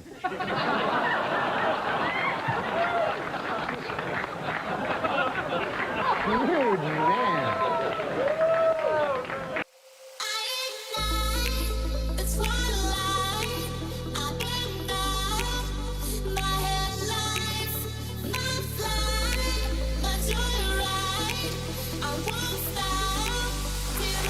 Norm, I don't understand something. What? You went to a doctor, you said, hey, what's did you with me? say? I'm around Elle McPherson and I'm not getting aroused. I didn't mention her. Yeah, but and you started to get concerned that, hey, why am I not getting aroused around these beautiful women? Yeah, because I used to always get aroused all the time, no matter what. Like, I could see a giant fat woman, like, part of her ass. Right, and you get excited by that. Yeah. Are you on medication of any kind? No. I just, now I'm just... Do you need that testosterone patch or something? Yeah. What's that? Yeah, it makes you more masculine. You know what I mean? But then your hair falls out. Yeah, you got to be careful about that. So, Norm, what do you think about? What? When you're masturbating? What do you think about? Well, you know, like... Fat woman's ass? No. Like, who do you think? Did you ever think about Elle McPherson? No. Oh, I don't believe that. Who do you think about? I don't think Girls about... you just I'll met. tell you something. I can't think about, like, girls that I don't think I could have sex with, because I don't have that good an imagination. Right, it's got to be someone you think you can get. Right. That's how I am. exactly, Right. So I sometimes I think of, like, kind of unattractive girls where I'm... right, when you're doing stuff. Them. Right. Yeah. Yeah, I do that too, though. Yeah. Like sometimes like one of the interns here or something I'll think about, because I think that, like, I could definitely get her. You ever think about Rosie O'Donnell when you're doing it? Good Lord. No way, right? Name some names. Yeah, name some names of who you think about. You know what Rosie O'Donnell would be good at giving? What? Really wide head. Oh, that's funny. Does Rosie O'Donnell have the biggest head on the planet? Yeah, She really does. How much does her head weigh? Do you take a guess? About her head weight? Yeah. Oh, well, that age-old argument, I'm not going to get into. You're not even going to get into it. Yeah. I see. And she's on the new $100 bill. Did you see her picture? It's pretty wild. You asked for some stories about Norm MacDonald and Bob Saget, and the odd part about it is that if I had known they would die as young as they did, I would have really taken notes. I mean, I remember one time, like every time I had lunch with Norm, I would let him pay. I wouldn't put in a dime. And then one time we went out to lunch, and he waited for me to put at least $1 in, and I said, come on. Why ruin the tradition? And so he put the money in again. And I remember one time doing Norm's podcast, and it was like the two of us were just going crazy and laughing, and it was like insane. And then afterwards we went to dinner, joined by Bob Saget and Jeffrey Ross. And that was like just nonstop laughing and joking. I mean, I think that dinner, if we had been secretly filmed, that would have been an award-winning comedy special. But yeah, so I still miss Norm and I still miss Bob. And but I'm sure they're happy to have like fans like you who still remember them. On the subject of SNL, and it's sweet when you took over for Norm, and Gilbert and I haven't said anything. Gilbert, I don't know, have you spoken publicly since Norm passed about him, Gil? I don't know if We haven't said anything on this show, which we would like to do now. You both knew him well, but the bartender speech when you took over, and obviously it was a very awkward period for you. Oh God! To be stepping into that role, and also a friend's job. Yes, yeah. It was like we lived in the same building too. You know how you go to your favorite bar, and your local bartender isn't there? You ask, "Where's Jeff?" Jeff no longer works here. I'm Steve. And you're thinking, "Hey, who's this idiot? I like Jeff." But you still want your drink? And even though Steve doesn't mix your drink the same way you used to, like Jeff, you still like the bar. You don't have to go to a different bar. And even Steve might feel kind of bad because Jeff trained him. Did he ever say anything to you about that? Did he ever give you a blessing? He was so but he was so classy in not saying anything. Yeah. You know what I mean? Yeah. So that's all. You have that great I'm Steve, what can I get you? Yeah. The bartender piece. Well, I'm Steve. What can I get you?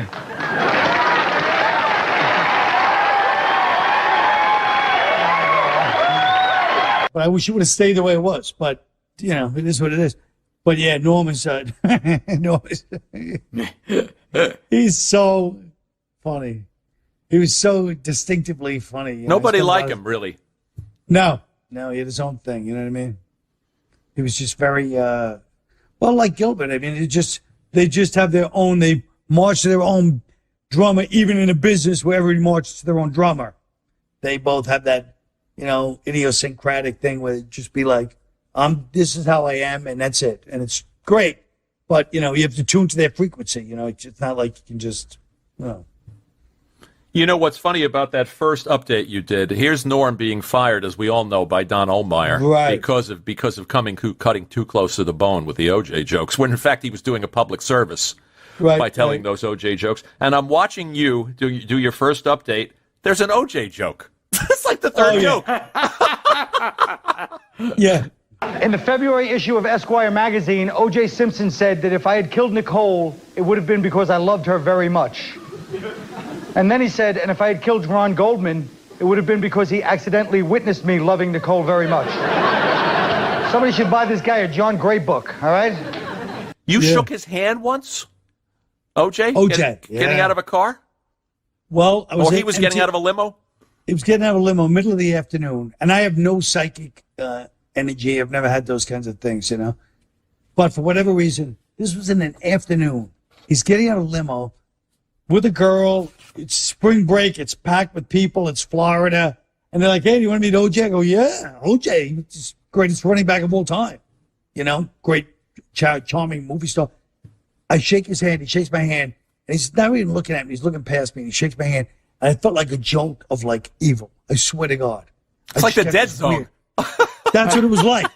That's what it was like. And I was like, that was weird, OJ. I love OJ. Well, that was weird energy, you know. Wow. So you picked up on something. I feel like I did, you know. It's, of course, in retrospect, but I remember telling people at the time, so. I was also fond of, going back to your SNL bits, Colin Quinn Explains the New York Times. Yeah, that was a good one. And the St. Pat's editorial and Joe Blow. You look like you were having fun, and the best stuff is you and Norm together. That's right. That's right. There's obviously an affection that comes across on the screen. Yes, yeah, and that was the early days of it. It was great. I'm sorry we never managed to get him here. We tried, and for whatever reason, he was as elusive as you. He's more elusive. He's like, he was. I love to do it. I'd love to. And you're like, oh, good. How about next week? Yes. What day? And you're like, okay. He's like, all right, call him and we'll set it up. Next week is perfect because I'm doing this. And you're like, hey, I'll say Norm. Years later, what happened? What? I thought I was going to come on your show. What happened? It's like, oh, Jesus, Norm. Well, like you say, march to his own drum. Yeah. Straight to the heart. I went a long time acting like I wasn't broken apart by you.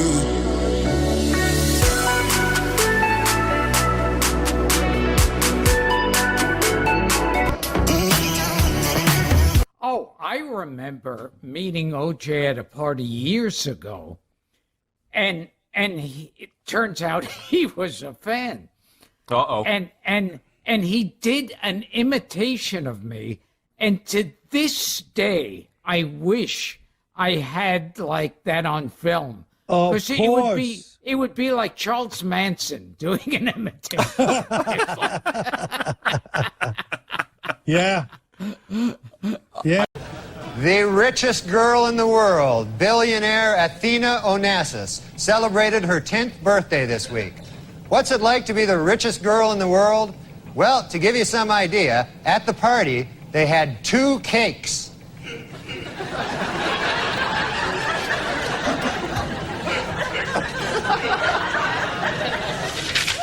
And now Weekend Update would like to wish a happy birthday to comic legend George Burns, who turned 100 years old today.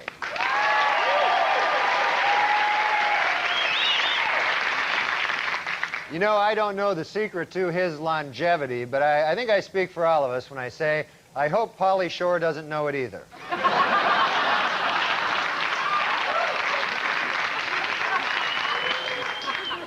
Well, a big seller this holiday season is Michael Bolton's Christmas album, This Is the Time. Happy birthday, Jesus. Hope you like crap.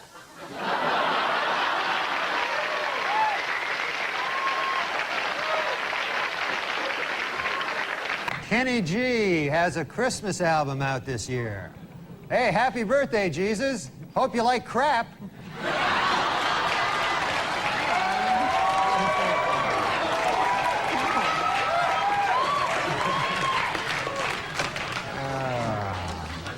Well, I don't know. This week, the chairman of the board, Frank Sinatra, turned 81 years old, and he was honored by having the Empire State Building lit in blue.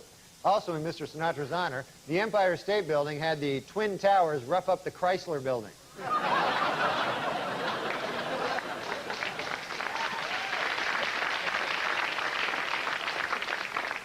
Frank Sinatra turned 80 this week. Frank Sinatra. And although the singer is said to be suffering from Alzheimer's, he had a typically festive birthday, singing a duet with a hooker and having sex with Tony Bennett.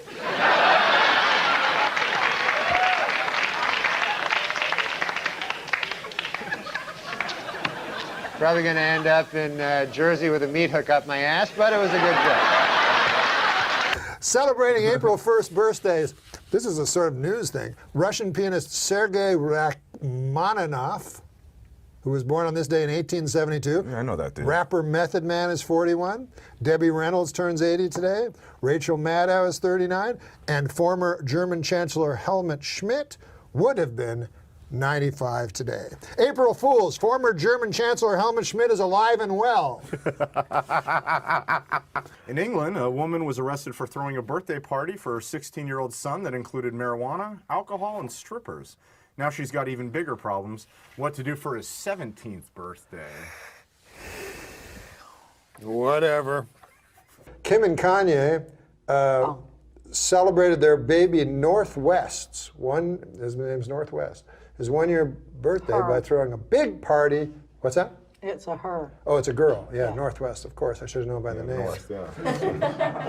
Anyway, she had her 1-year birthday, and they threw a big party with jugglers, a bouncy house, and a Ferris wheel. The bad news is that Northwest is a baby, so it doesn't know what the fuck is going on. It's like a Gilbert Godfrey joke. Okay. Today is the 11th birthday of President Obama's youngest daughter, Sasha, or as I like to call her, the uppity one. Oh, goodness gracious. Yeah. Jesus I'm a regular mortal. Super Dave Osborne on the line. I was going to ask you to phone Super Dave. Yeah. How's it going, Super Dave? Hey, Happy birthday, Norm. Is it my birthday? It's tomorrow your birthday. It's your birthday. That's why I'm calling. Super you know Dave. what I got you? A picture of Sarah Palin's husband. Oh. And I had to make the X very big. That's good. Oh, no one asked you to comment what's good. No, I You know what makes me upset? What? Let me tell you what makes me upset is with all the crap that's going on in our country, OJ is not going to be able to vote. You know, McCain thinks that Obama was driving the Bronco.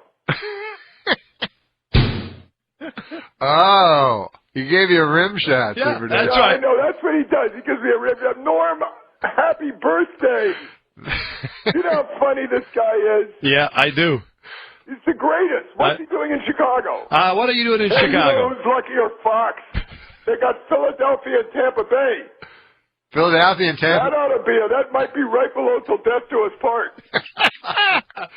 Once again, the stylings of Super Dave Osborne. Super Dave Osborne with Norm MacDonald in the studio. Norm MacDonald at Zanies. Go to Zanies.com for more information. Back to Super Dave, already in progress. Hey, are you voting for Joe the Plumber, Super Dave? Joe the Plumber. That was the most insane. You know what? I think that McCain, I mean, first of all, he's not the same McCain I used to see. I mean, but he's a totally different man. I mean, I think he's wild. Even his wife doesn't stand too close to him now at the end. But I think there's a trigger word like banana where you get him to come right over the desk. He did look angry. Didn't he look angry last night? His eyes were rolling and he almost came. And what I love is when Obama's talking, he goes, yep, sure, yeah, okay.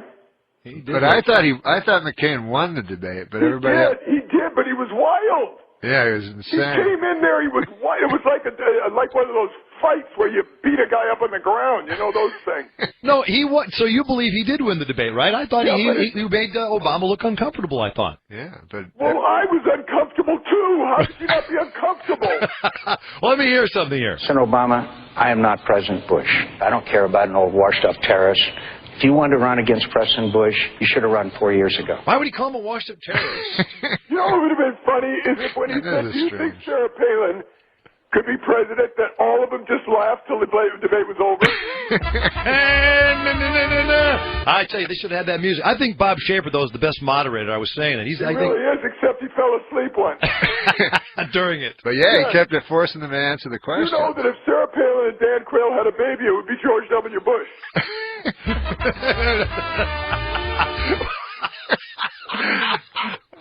Super Dave, you gotta keep this stuff for Match Game.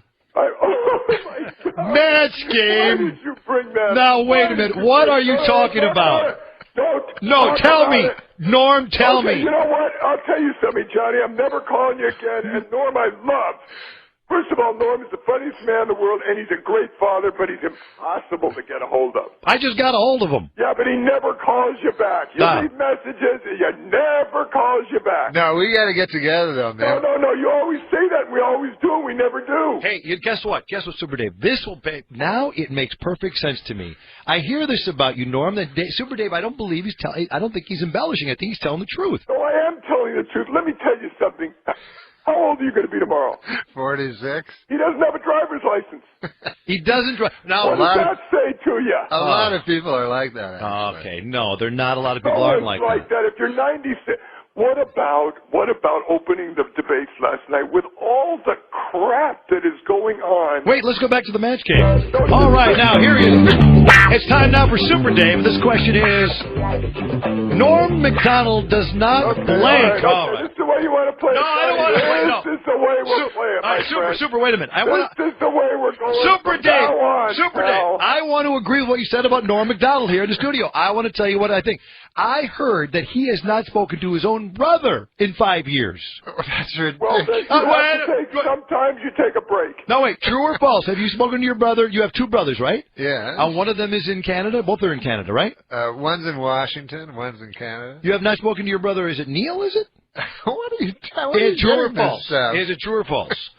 We're talking with Norm MacDonald, actor, writer, producer, stand-up comedian. Super Dave Osborne one time said, I can never get him to return calls. His brother Neil MacDonald, who lives in a farm town in Quebec City, says he has never returned his calls in 5 years. That's ridiculous. Is that true, Neil?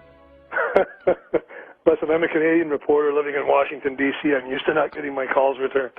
Yeah, Neil, how you doing? That's your brother, right? Yeah. Hey, Super Dave, his brother, Neil, answer the question to see if, so Super Dave will not feel bad. Neil, have you spoken to Norm, your brother, in the last 5 years? I haven't spoken to Norm in a long time. It's kind of hard. It's kind of hard to get your calls returned. Wait, Super Dave. See, I always think Super Dave's kind of lying. So Super Dave's first name is Super? Yes. So, like, if I called myself Great Neil, you'd have to call me. You know, Neil, there's a reason he hasn't talked to you in 5 years. Because you bore the living crap out of him.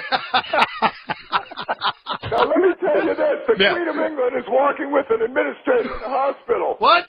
I said the Queen of England is walking with an administrator in a hospital. She walks by a room, and a man is masturbating. She said, oh, my God, what's going on? He said, well, he has a problem. It's a physical problem, and if he doesn't do that 5 times a day, he could explode and die. She said, oh, I'm sorry. Then they go to the second floor, where she walks by a room, a nurse is giving a man oral sex. She says, oh, my God, what's wrong? He said, he's got the same problem as the guy on one, but better insurance. All right. No, she was but if that was in Canada, the government would provide it. See that? You know who should hook up? Norm, wait another 5 years. I'm telling you, that's what he does. If he comes back with that Canadian crap, don't talk to him. Now listen, here's what I want to know. I want to know how a guy. You're 46, are you, Norm? Yeah. Yeah. I want to know how a guy who was born 46 years ago in Quebec City and grew up in the same house I did acquired a Brooklyn accent. What the hell? Where'd that come from? Wow. Do I have a Brooklyn accent? I don't know, but your brother now is dogging you. Super Dave is correct. And I'm seeing him on Bill O'Reilly. Norman is one of the 37 Americans left who still think George Bush is doing a great job. Wow. I do. No wonder you haven't talked to your brother in 5 years. No, I think Someone just drop an anchor off the boat. Weren't we sailing in comedy heaven and someone came on and just dropped the Canadian No, anchor listen, I'm not a on the side of the professional boat? comedian. I'm very funny, though. I'm a very funny guy. Yeah, well, why don't you show it? What are you waiting for? How old are you? No, I think George Bush is terrible. Wait, let's go here. No, George Bush is not terrible. Terrible is one thing. George Bush has to climb up to be terrible. Super Dave Osborne with What us. do you want? Norm MacDonald in the studio, and his brother Neil just joined us. Other family members that can really make this a party? Listen, it's great. It's great being on the same line with you there, Super. I watch you on Larry David. I think it's pretty funny. Oh, then I like you. I take it. Oh! Look at that. He loves him on Curb Your Enthusiasm, and now he's a fan. Oh, I'm a big fan. Big fan of Neil MacDonald's, are you? I can tell you how to get back down another 5 years. I can tell you how to get the CBC's news show online there, Super. You can watch it on your computer. I'm sure you will. Thank you very much. Are you a sheltered person like Norm is? No. But you know what? Can I say something about Norm that no one knows? I spend all my days trying to get people to call me back here. I mean, I'm one of these ignored. Quiet down, Neil. I'm talking. Super Dave is talking. Great father. No, Super Dave is yelling. I'm telling you that. Well, how else am I going to make my point? Norm is a great father. I don't know if you know that. I'm serious. I do. And Dylan's a great boy. He looks a lot like Norm did when he was young. That same sort of angelic blonde thing going there, you know. Okay, take over the show and I'll quiet down. Let's see what happens. Just a second once. See if Johnny, Yeah, go ahead. Johnny loses the call letters totally. No, but Super. What? Neil actually lives in Washington. He doesn't live in Canada. I'm going to Canada in 2 weeks. But he lives in Washington. I haven't lived in Canada for 10 years. Why do you live in Washington? Because I'm a foreign correspondent for Canadian television. Oh, that's a good job. Yeah, Norm, that is right, Super Dave. It is a good job. I said it's a good job. Yeah. What do you want me to say? You didn't mean it. I did mean it. You know, no one asked you to interpret for me. I'm just kidding. This I'm is hurt. not the match game, my friend. The match game with Super Dave Osborne. The match game. Neil MacDonald, Washington, D.C. Norm's older brother is a blank. Norm, why don't you call me back? Is a blank. Super Dave, he is a blank. Norm, why don't you call? Hey, Berta says happy birthday too. Why don't you call me back? Oh, give my love to Berta, man. We'll go eat. Yeah, let's go eat. Yeah. And you know what? We'll talk about your brother. Yeah, Super Dave said he's going to go eat with me like 90 years ago. I've never even met him. Oh, no kidding. He always says that. That's his line. That's Super's line. No, it is Let's fair. go eat, and Yeah. then you never get a dinner. You're like Red Buttons, you know? Yeah, that's right. And Red Buttons is dead, Norm. You're like Red Buttons was waiting for Super to vote. Right. And I never got a dinner. You know what's funny? What? It's not funny. It's not funny. I'm hurting and I'm angry. Americans No, but this is are hurting not funny. right We're now, and hurting. they're angry. They're hurting and they're angry. We're hurting. They're angry. We're angry? They're hurting. I'm hurting. Americans, all right. I'm hurting. They're angry. And I'm angry. We are. We're all hurting and we're angry by all of this. You know, Norm and I were going to do a radio show, That's right. but then Neil wouldn't be a part of it, so we said no. Neil, why don't you help those guys out with their radio show? Norm, Super Dave, and Neil MacDonald. Yeah, that's just what they need. They do. Hey, listen, do you want to say happy birthday to your brother here? Yeah, You know, Neil sounds like a good guy. How come you never call him? Yeah, why don't you ever call your brother? Norm, it's terrible. That's terrible. No, I'm going to start texting.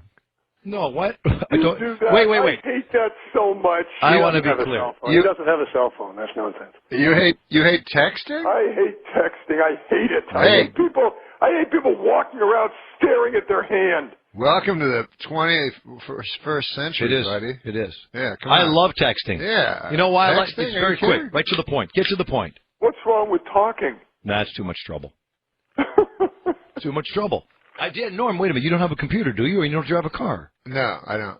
You don't have a computer? I have a computer, but I don't. Say happy birthday to Norm now. Happy birthday. Berta says happy birthday. Teddy says happy birthday. And Lori Joe says happy birthday. And we hope to see you soon, but we know we won't because we'll call and you won't return our call. You better return his call, Norm. Yeah, why don't we have go to dinner? Yeah, but that's what I say, and then all I get is that stupid. You like steak? Leave a message. How about you like steak, right? Yeah, well, where do you want to go? Houston's? Let's do it. Go to Houston's in Century City Plaza. Yeah, you know that Houston? Sure, yeah, that's where you go. Did you hear what Johnny B just said? That's exactly where we're going. That's when you got to go. Go to the one in Century City Plaza. No, that's where we've gone before. That's why I'm so amazed that you said that. Whenever me and Super Dave get together, we get together at the Century City. That's where we go. But are you amazed that Johnny B just said that? No, Johnny B never. I mean, he does things that amaze me all the time. Do you know? I wish he was back on the air. Hey, Super, because they have great food at that Houston's. Oh, my God, yeah. That's good food. Artichoke dip. Artichoke dip, there you go. Hey, Super, when you guys go, can I go with you guys? You know how much fun that would be? Oh, man, but Neil's got to come, though. Really? Neil will wait on us. Neil? How would you like to have Neil as your waiter? I'll have steak. I wouldn't. I'll have steak? I wouldn't. I wouldn't. Oh, God. All right, Super Dave Osborne and Norm MacDonald appearing Happy at birthday, Houston's. And Norm, wish Neil a happy birthday if he has one, okay? Wait.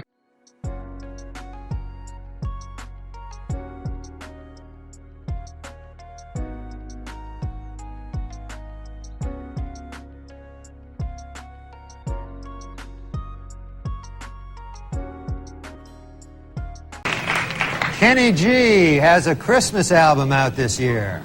Hey, happy birthday, Jesus. Hope you like crap.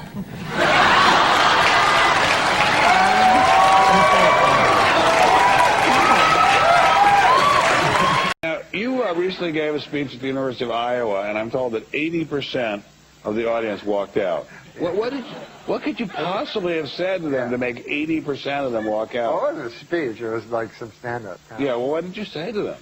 I was just talking, like, I don't have my stand-up act. I just talk about whatever I'm thinking about lately. So But what'd you at say the to time, it was about having sex with animals. But it wasn't, like, weird. It was like, I'm not in Of course favor. not. I'm not in favor of it. But I was just talking about it because I thought it was odd. Like, they have a word for it, bestiality. And nobody I know has ever done it. Nobody I know, you know what I mean? I've never known anybody that's ever known anybody that's ever had sex with animals. But a lot of people are having sex with animals on account of they got that word, bestiality. It's in the dictionary. It ain't easy to get a word in the dictionary. So somebody's doing it. Somebody's got to be going, hey, man, even if some animals, hey, we got to come up with a word, whatever. So I can't remember what joke, but it was some joke about, like, I said, I feel sorry for the animal because, you know, they get to have sex with a super hot lady, and then the next day they bring him back to another pig. You know, because the pig initially, he was having sex with another pig. He didn't know. He was, hey, this is a nice looking, it's a nice looking thing. But then they go, you know. And then I also said I feel sorry for. Imagine if you watch one of those video, you know, of a guy, a pig having sex with a woman, and then you recognize that, hey, isn't that woman that wouldn't go out with me?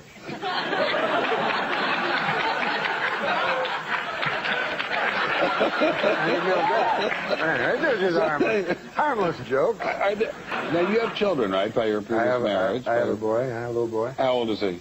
He's 8 years old. Now, would you like him to go into stand-up? Stand-up comedy? Yeah. It's a good job, isn't it? It's not. It's kind of tough on 8-year-olds. Yeah, well, maybe when he got older.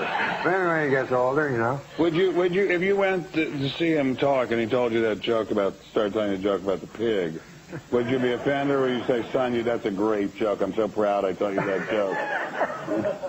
I would laugh at that joke because it's not, as long as a joke doesn't promote a bad thing. You know, you can comment. So this sort of you can comment on a bad thing. You can do a joke about cigarettes. It doesn't mean you're You want people to smoke. You're actually discouraging women from having sex with pigs, right? Exactly. I am against it. I am solidly Okay, well, against on that note, thank you, Norm MacDonald, for being... I like some pornography, you know. Sometimes I just get so repelled by it, you know.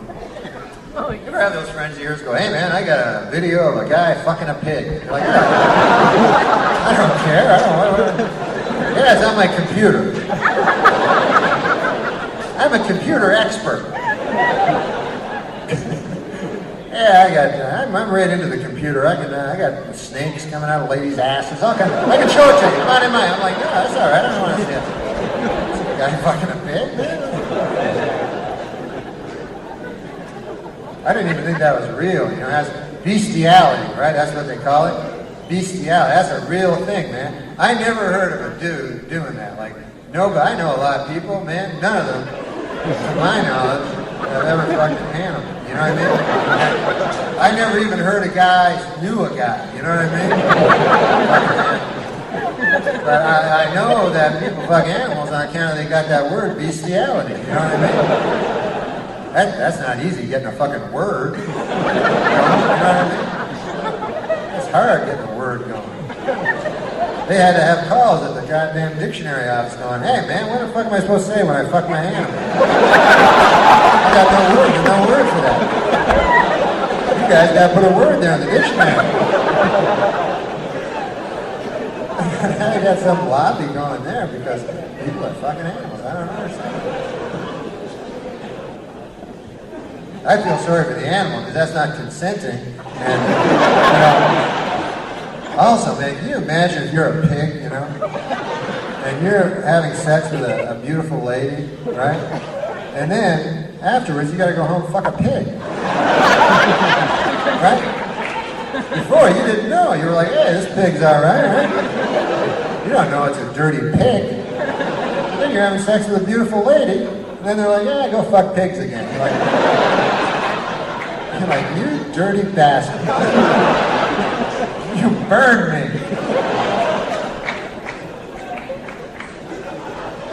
What if you're watching, get this man, what if you're watching one of those movies, right? And you're saying, hey man, there's a pig fucking a lady. And then you're like, hey, wait a second.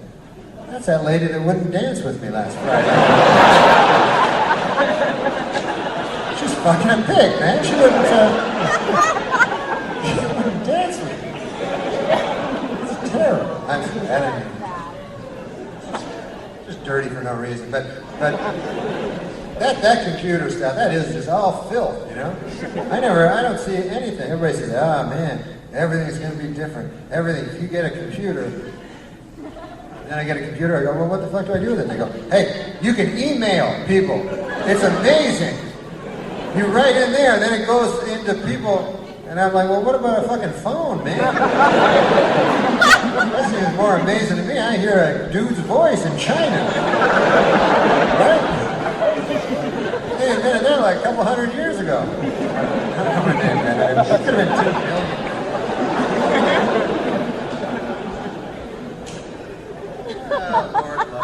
But you know, no matter what your sexual proclivity, is that a word, proclivity? I know it's a word, but I don't know what it means.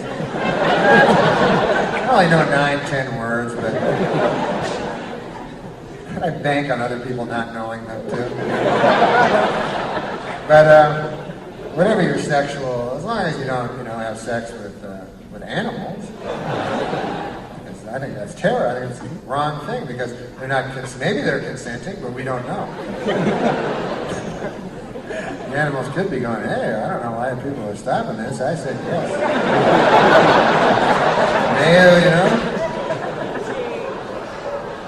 No, No means no. I said fucking oink.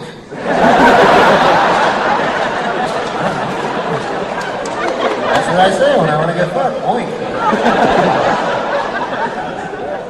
But since there's no way of telling if they're consenting. I'm like that Harvard professor, Art Miller, talking about law. But anyway, the point is this. The whole point is this. I don't know what that means. I just get one of those flashbacks.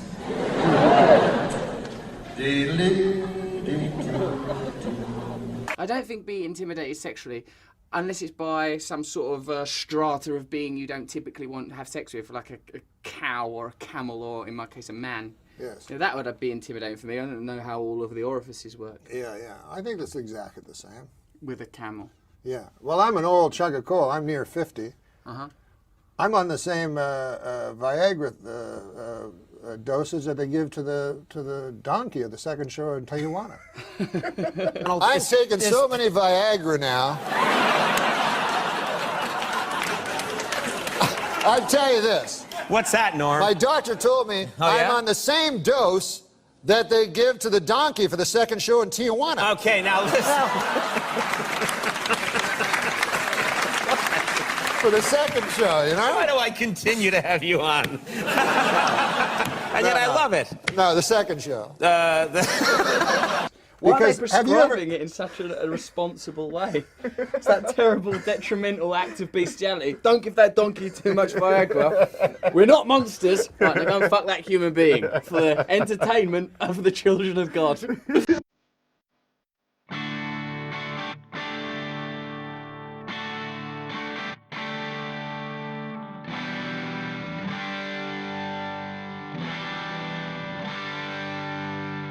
What do you think is wronger?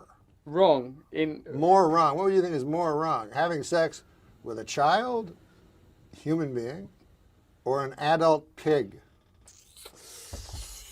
Like, you've got to do one. That's the You got to options. do one, yeah. You're on a deserted It's island. not me, it's some hypothetical You're person. on a deserted Russell island Brand with a am single tree. elevated. It's You're not on a- me, it's this person called Doug. Yeah. I won't have sex with a child because I think the pig may not be as bothered as a child. I think it could have huge psychological impact on the child. So out of compassion, I would advise Doug to do it with the pig and to leave the child alone because of the potential psychological impact. Even though the child's on a bloody island anyway, that's going to mess him up, all that Robinson Crusoe crap. Out on the farm, watching animals doing it in rural Canada. Sow. A moose being Sow. ransacked against Sow. some timber. Sow. Sow, a sow. Sow. They, listen. We were pig farmers. They're not gracious creatures when it comes to conjugal matters. I've Oh, recently no. had an Worst interaction. oral sex you could imagine. Horrible gums, Yes. sort of yellowing molars. I would never engage in sex with anything porcine. Well, if you're not homophobic, why not whack off your friend that's a gay guy? Like, what's stopping you? Or blowing him? Well- Or letting him fuck you in the ass? What's stopping you? You're not getting anything out of it, but he's having a hell of a time. Come on, it would be like that. It is kind of gross, you know, if you're not into it, because it's like why not jerk your dog off? You know, your dog probably likes why it, not? but that's because it's gross. Yeah, he's a weird one, man. How many people, though, Who knew? seriously? Wait No, a- I agree with you, it's gross, but do you think that happens a lot? Like lonely people and their dogs? Jerking off their dogs? Oh yeah, every time I Fucking see their a dogs? woman walking down the street with a real big dog, I'm like, oh, they're going out. Women? No, they get their dogs to either go down on them. You know, Judd Apatow recently, and I'm apologizing to him. Oh, but his dog is No. sexy. Ending with music is fantastic. You could juggle or swallow a sword, or that would be good. Anything that's different, because all my jokes are equal. No, you do different. You weave them No, I different. peter out. Not necessarily. I tend to peter out. I've seen you Sean get more O'Connor's has graphic. seen it. How do you like that? Yeah, it's good, doesn't it? What? You look very lean. I'm lean, yeah. I'm on the zone. So is Gilmore. No, I'm just kidding. I just eat regular food. How do you like it out there? I actually, one time, I swear to God, I eat bad, right? And one time I lived beside a McDonald's when I was a young kid, you know what I mean? Like 18, 19 years old there. And me and my buddies, all we used to do was smoke dope. And it was back in the old days, you know what I mean? Now I don't do any of that stuff because, you know, it's a thing to say. But, no, I don't do anything. I'm scared now of everything. But back then, I always did that. And then I lived right beside a McDonald's, so every day I would eat just Big Macs every day. Because you get the munchies, don't you? Yeah. So we'd have a big bunch. How come we know all this? I've been told, and it also makes you a little love crazed, from what I hear. Oh my God! Those are two good reasons I've ever wanted to do it. And it makes you like you get all, and you never wear a bra. That's it's like right. a crazy thing. Yeah. Awful things happen. But and so I always ate all these hamburgers, right? These Big Macs, and I passed out one time, and I went to the doctor, and he said, you're malnourished. You have to eat something other than Big Macs. That's not a good story. No, I like that story. Is that the end of it? Yeah. You're right. It's not a good story. It wasn't bad. It wasn't a bad story. The hug was great. Story wasn't that good. The scariest movies always to me were the Cronenberg movies, because there's always the inside. I was thinking about The Fly recently. Where that moment where it's like when he's climbing up the wall and he's like, pretty weird, huh? Yeah. You're like, oh God. No, and then when he breaks apart and there's a giant fly inside him. Can we turn this around somehow to end this thing? It's like my act when I do my act. Yeah. I never think of a fucking ending. Just trickle off. Just fucking. Me too. Just unravel. I guess this is. We terrible. good? You done? It's terrible. You guys feel okay with what happened here? Every week I go, why didn't I think of something? Do you do that thing where you look? It's like, okay, I've done an hour and 15. And I don't know that how it's structured really matters. I'm done. That's what I'm like. And then I know people are kind of silent. They're like, "Where's the big What's the matter with him?"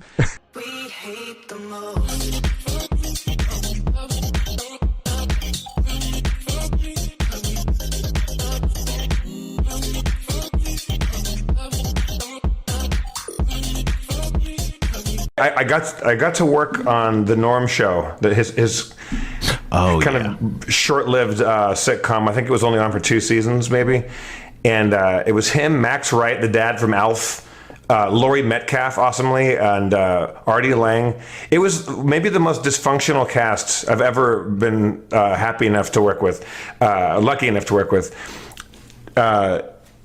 Laurie hated being there, even though she's a genius actor and a genius sitcom actor, but she hated it. She hated the cameras, she hated the audience, she hated everything. She just wanted to move back to Chicago and do theater with her daughter at the Steppenwolf. Max Wright is a crazy town.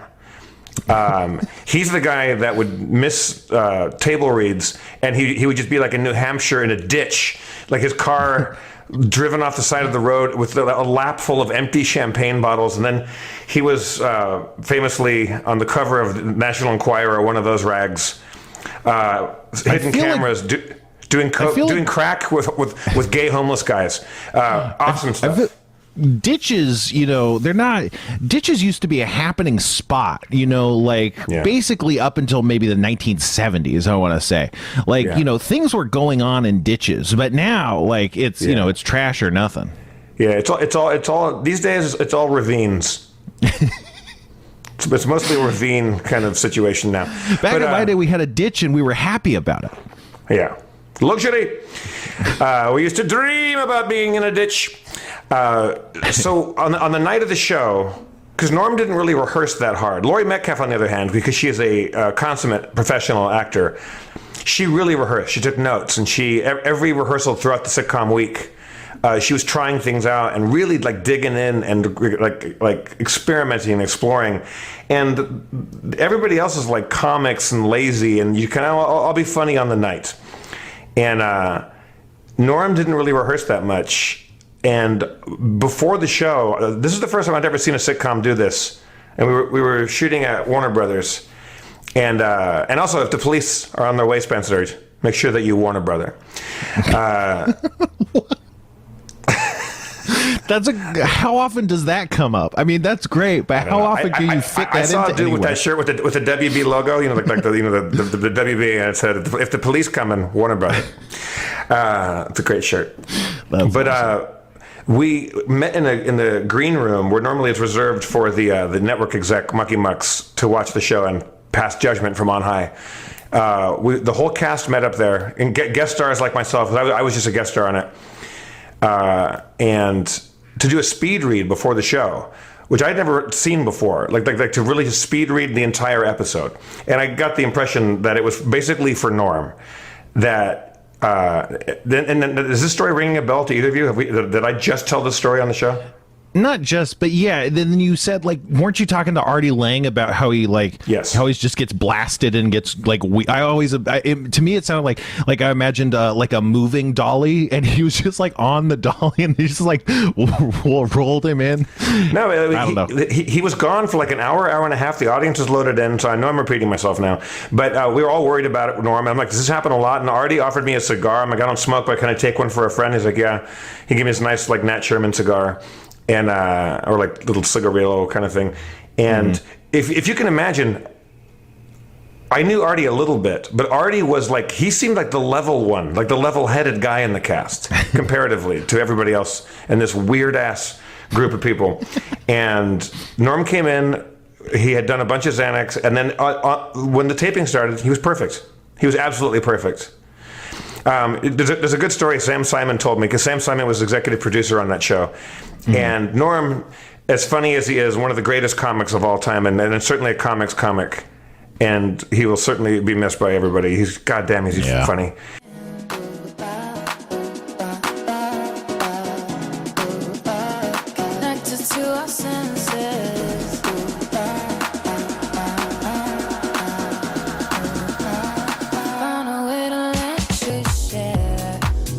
Norm's not a great dramatic actor, apparently, and there was a scene when he fucks up like his love interest in the show, and I'm blanking on the actress's name, but he steps in it. He does something stupid, and she's like, you know what? I don't ever want to talk to you again.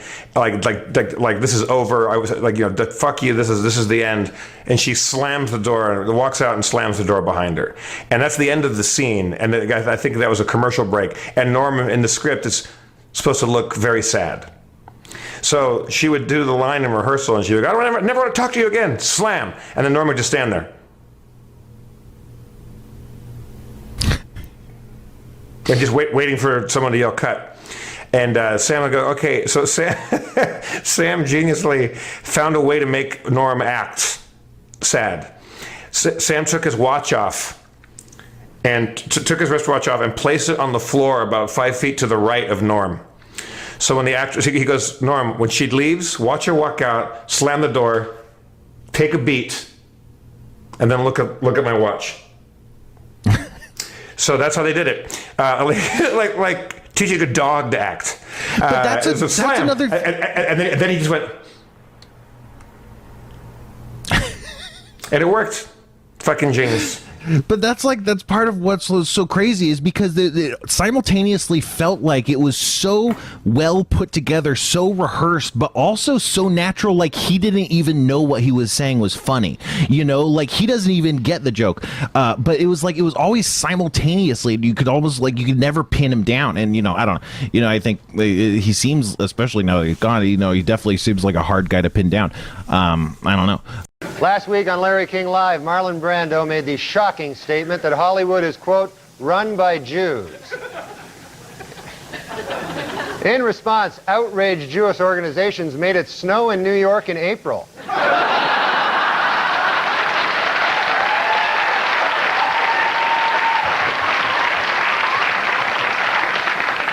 Well, earlier this week, actor Marlon Brando met with Jewish leaders to apologize for comments he made on Larry King Live. Among them, that, quote, Hollywood is run by Jews. The Jewish leaders accepted the actor's apology and announced that Brando is now free to work again.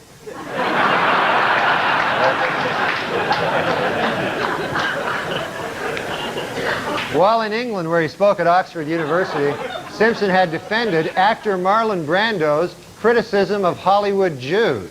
Later, from his island hideaway, Brando sent O.J. a telegram which read, "You're not helping."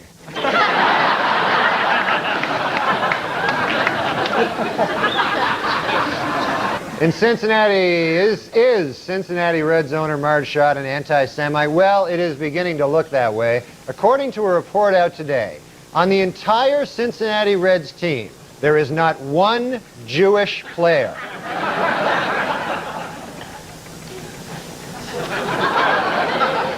A group of Orthodox rabbis declared that other branches of Judaism are, quote, not Judaism at all, thus challenging the religious status of millions of American Jews. This week, that statement was rejected by Reform leader Rabbi Don Schonstein, who said, quote, "Our legitimacy as Jews flows from the richness of our Jewish lives, the strength of our Jewish communities, and most important of all, our deep and abiding belief in Jesus Christ." You say there's no way we could go back, and that I've broken what we had. I wish that you would come around. Finally, folks, next week, Jews everywhere will be celebrating the holiday of Yom Kippur, or as non-Jews refer to it, Wednesday.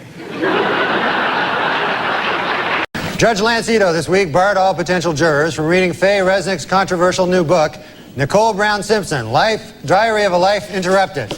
The judge also barred them from reading Faye Resnick's other new book entitled Judge Lance Ito is a Big Fruit. And now it's time for Weekend Update's movie reviews. This week I saw Interview with the Vampire. And here's my review. Not gay enough.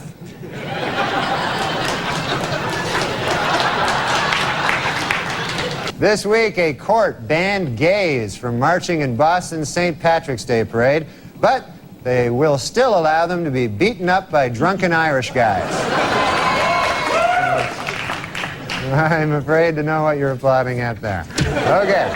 Meanwhile, Elton John continues to deny rumors that he is engaged to his tennis racket.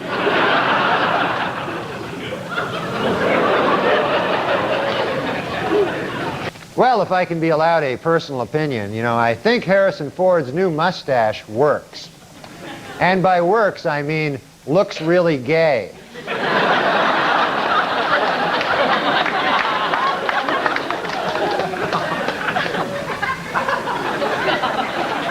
In overseas news, an attempt to lift the ban on gays serving in the British Armed Forces has been defeated in Parliament. This raises a difficult legal question. How do you exactly tell if a British guy is gay? In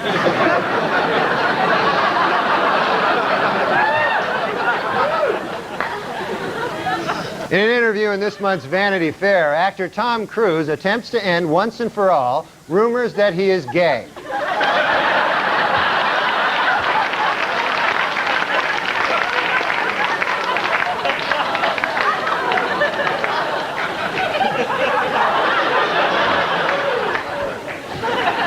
Meanwhile, the U.S. Army is dealing with a scandal of its own as dozens of female recruits have charged drill instructors with sexual harassment, intimidation, and even sexual assault. Analysts are calling it the best argument yet for gays in the military.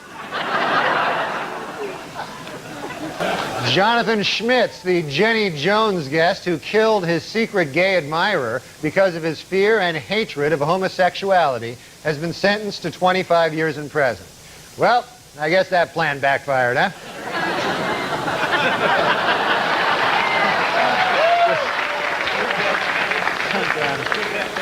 And it's been reported that Keanu Reeves is engaged to actress Amanda Decadina. Asked to comment, Keanu said, "What? I thought I was gay. I'd always heard I was gay.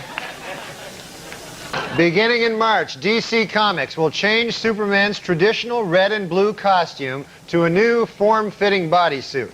The problem with the old costume? Not gay enough.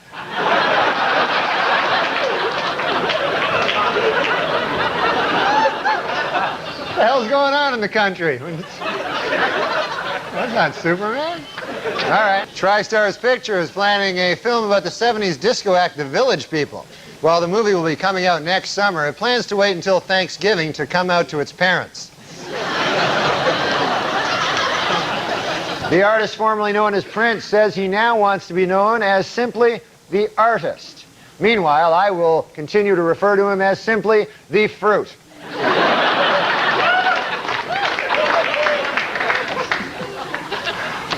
In other music news, several major acts are on tour this month, including the Counting Crows, Metallica, and the Fruit. A study on weight loss revealed this week that women who participate in a weekly diet program lost 50% more weight, snacked less, and bought more fruits and vegetables than women in general. Which just goes to prove my new theory: Richard Simmons is gay.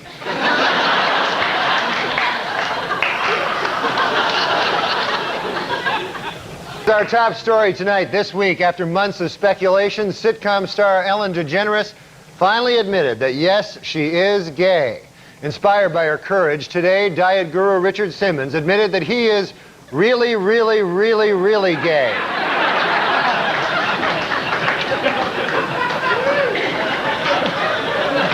I'm scared of letting go, go, go. I'm scared of letting go, go, go. I'm scared of letting go, go, go.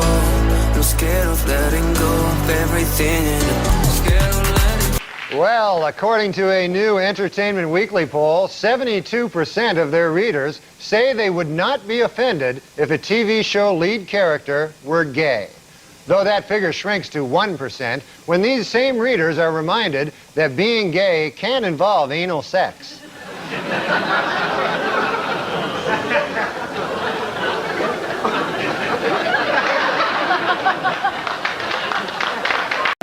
Gentleman with his hand raised in the back. Yes, excuse me. Hi, Kevin. Could I borrow your notebook? I didn't bring. Thank you. Dave from Basketball Digest. Kevin, KD, why do people call you KD? Can I call you KD? Or? Yeah. Okay. My first name is Kevin. Right. And my second name, my last name. My second name. My last name is Durant with a D. KD. This year, what percentage do you plan on giving on the court? 90, 95, 100, 110? What are we looking at? 110. 110. 110.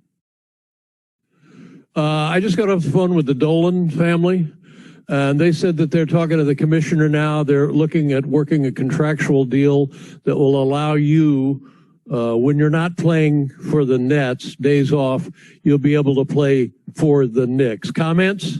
All right, Dave, that was the last one. I'm sorry, was that a comment? That's it. How about you? Do you have a comment? Wrap it up. Okay. I'm being told my time is done. Have a great year. What about the Pelicans? When you guys play the Pelicans, does it kind of make you giggle? Yeah. Okay. All right. That's all I got. That's it, everybody. Thank you. Good night. Okay. Good job, Dave. I have to go make some calls now. Tough act to follow. We'll go to Brian Mahoney, Associated Press. You let anybody in here. Hey, I heard that. Is this a really good question, Norm? Who's a familiar face for it's Blake? a question from Blake's good friend, Norm. No, Blake, it's fun watching you this year. Wasn't it cool? Yeah. Thank you. And I was wondering, like, there's a kind of a curse with Rookie of the Year. Nobody's ever repeated it. I didn't think about that. Well, I'll try as hard as I can next year, but All right, man. I don't know. Thank you for that question, though. That's going on top of the goals for next year.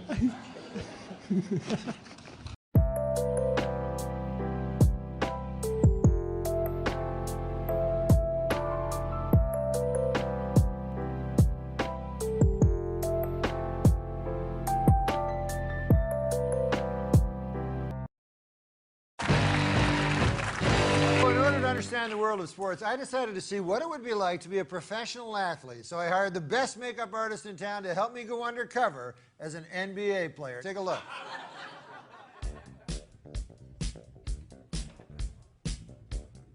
Hey, Alexi. So you're the guy that made Tyra look like a fat lady, right? Sure am. Excellent. Okay, well, make me look like that guy. You got it. Yeah. You work the face, I'll work the body. Oh. Oh. That's not Blake Griffin-y enough. Come on, man. More Blake Griffin-y.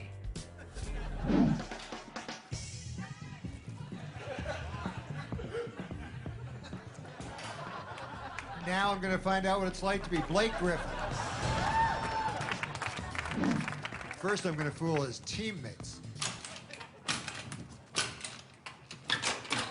Stupid door. I'm Blake Griffin, and you are?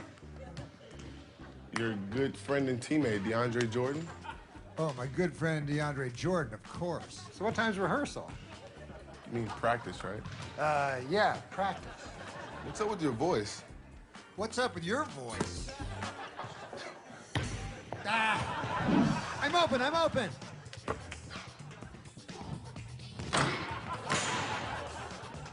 Ow! Ah! Not so hard, man. All right. Hit me. Sky hook.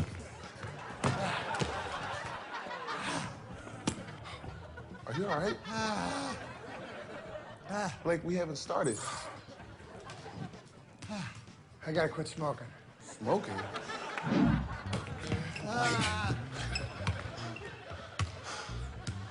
What's up with you today, man? Still got my defense.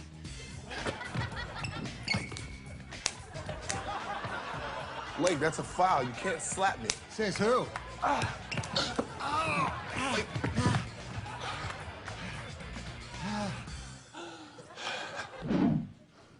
got an idea. This always works.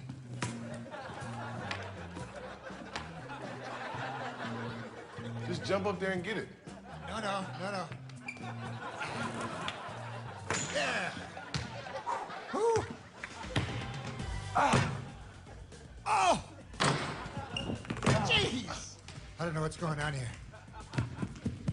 My heart is beating so fast. Are you all right? I think I pulled part of my leg that's underneath the top part. Sweet Cordy Howe. Oh, hold on. Give me 1 second. Sorry I'm late. Somebody burned my house down. Oh no. I gotta start working out.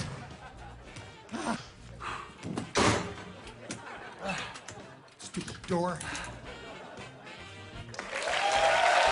This is my move. First of all, I'm not good at getting ladies. You're adorable. Thank you. So are you. Thank you, gentlemen. Sean, nice to meet you. Norm, nice to see you. Let's talk about. I will say, Kiki does not need tricks because I've never seen as breathtaking a girl in my life, and her smile is so genuine. It's unbelievable. Why are you doing this to me? You're so sweet. Oh no, that's.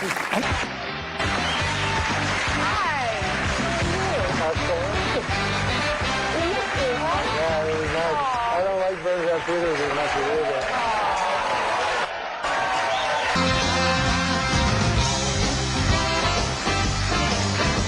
you do. Where are you headed off to for your dinner break? My stupid friend. Disappeared. So I don't know. Do you know a place called Borgia or something like that? Buzio's? Yeah, It's a seafood restaurant here. You want me to walk you there? Is it close? Yeah. Yeah, that'd be great. All right. Well, wait, where? We'll figure it out. We'll sign off here. We'll figure it out. Okay. I may have a dinner date with Norm MacDonald. Like I try to make it fast. Like if I see a girl drinking at a bar, right? I'll go up behind her. I'll go. I can get us a bottle. And that doesn't work very often. But sometimes want to it get does. right. Yeah, I want to get right. Then I get the lady. I turn off all the lights in the room so it's pitch black, and then I lay down on top of her for 5-10 minutes. And I don't get a lot of return people. Go well. This is my problem. Everything's going well with the lady. Yes, you've got. And I have my sex, right? And I get the mood going. The mood's I have 4 covers and a big quilt. And then well, I'm getting hard. Then I get the mood going. I turn down the lights till it's Stygian black. And then I climb underneath the covers. I lay on top of the lady for 4 or 5 minutes. And she doesn't seem to enjoy it. No, it sounds like an assault. I go, listen, basically, I'm not a fancy guy. Fred, you know that. Really? I always thought of you as a fancy My guy. thing is, like, for a sexual encounter or something, I like to lie on top of a lady. I don't need a lot of fucking shit going on. One girl will do it. Are you currently That's exciting enough for you. Are you That's currently good, in a relationship, or are you playing the field? Oh my God. What the fuck? What are you, Are retarded? are you really having a relationship? Come on, be honest. Come on, man. Seriously. I am going to return to my former sexual lifestyle. Well, yeah, what's that? It's trying to find a lady and convincing her to let me lie down on top of her. That sounds so romantic, the way you describe it. I want to lie down on top of you and take a nap? What do you... What's the fastest you ever met a woman and made love to her? Because you hear stories in entertainment about sometimes women throwing themselves at you. No, it's never happened to me. You're going to bullshit me on my podcast? No, it's never has. Have you ever made love to a woman? I don't think women throw themselves at guys. Of my stature, at least. I mean, I've seen women throw themselves at Adam Sandler. That's the only celebrity I've ever seen a woman actually throw themselves. Yeah, that happens to him because he's cute. You're a little bit shifty. Women don't know what to make of you. No, but girls like me sometimes. Yeah, well, you're very twinkly and warm and affable, and you've got an innocence about you. People will love that. It's because funny guys are attractive. Yeah. Funny's hot. You've done a lot of impressions.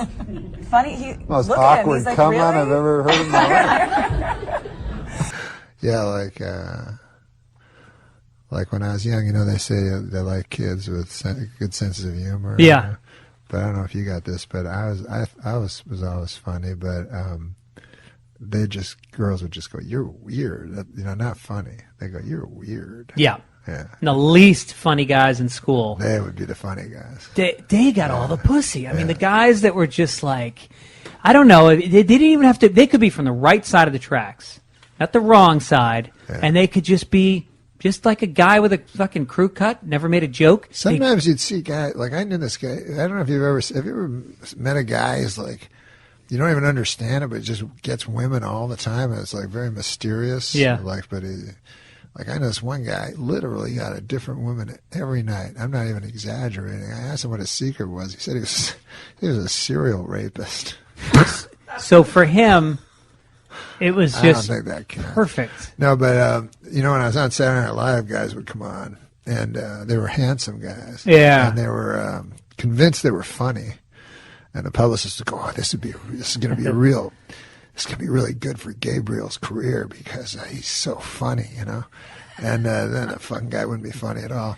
And I came to me that, how they always say, like, women like guys with senses of humor. It turns out they just laugh at handsome guys. Yeah, exactly. The bar is lowered a lot. Yeah, I mean, when you think about guys that are... that got into comedy, it was usually because they weren't good looking. You needed some way to get women to pay attention to you.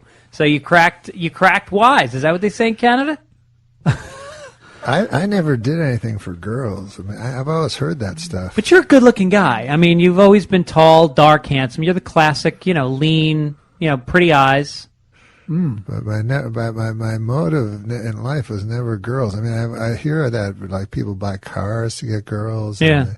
And they do jokes or play the guitar or stuff. Yeah. But I don't know. I never had that motive. One time I was on a sitcom, right? So they say, in this episode, you go out with an older lady. Is there any older ladies you'd like to go out with? So when I was a kid, there was this movie MASH, and Sally Kellerman came out of a shower naked and was every child's fantasy. So I immediately said Sally Kellerman, forgetting that now she was 75. Right.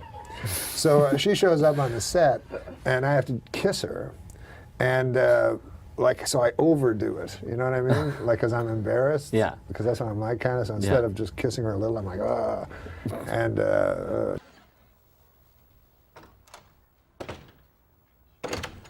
all right, let's have sexual relations. Do you ever have to kiss an old lady, like, passionately? No. It's just teeth. It's yes. They have no collagen in their lips anymore. Right. Well, but she had her teeth. You say. She had her teeth. Hey. You don't know whose teeth they were. Well, they were hers. She bought them at least. Yeah, she owned them. But yeah, but she. I haven't. Like Adam Egan. Hey, what?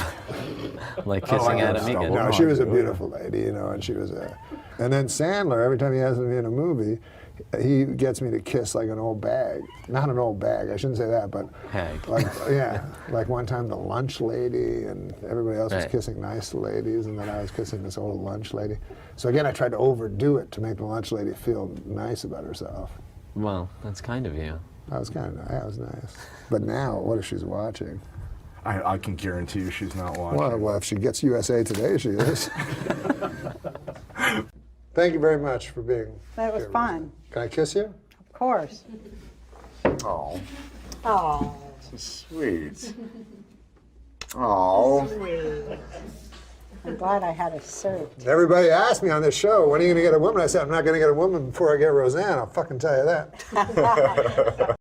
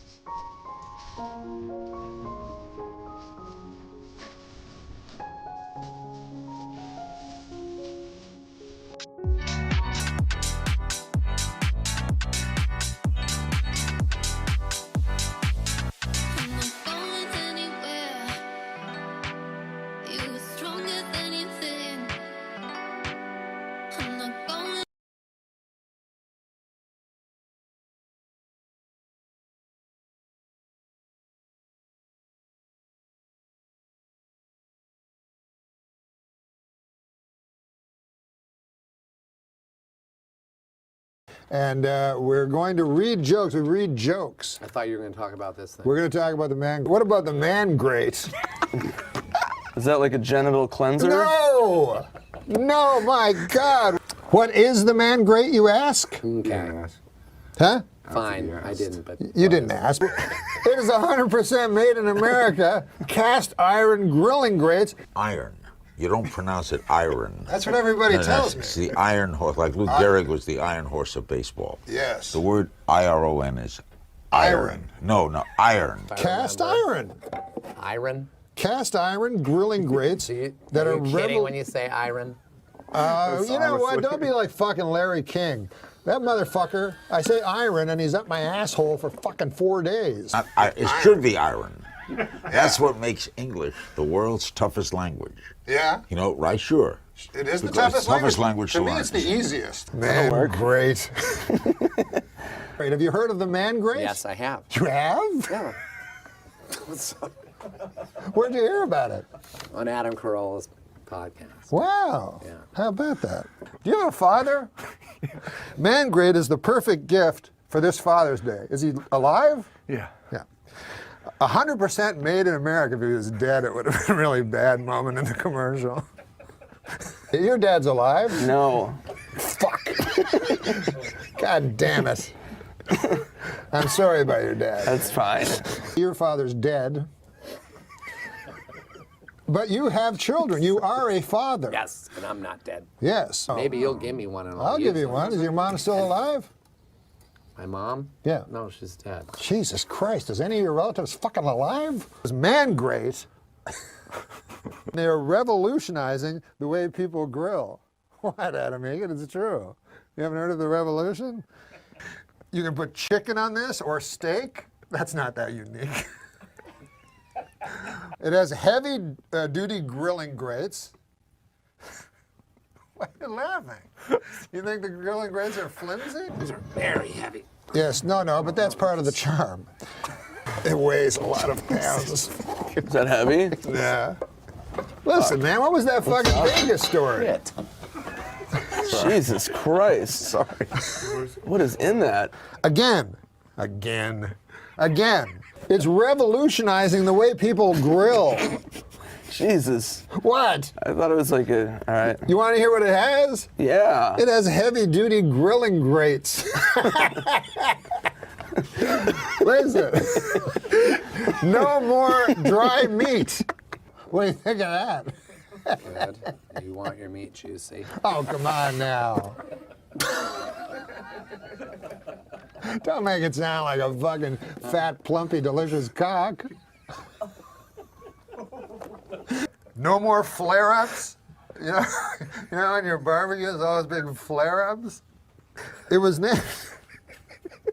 It was named one of 2012's best grilling accessories. There's more fucking facts about the man grate than about Nick. Why are you laughing? You're making a mockery out of the man grate. Chicken, steak has never tasted so good.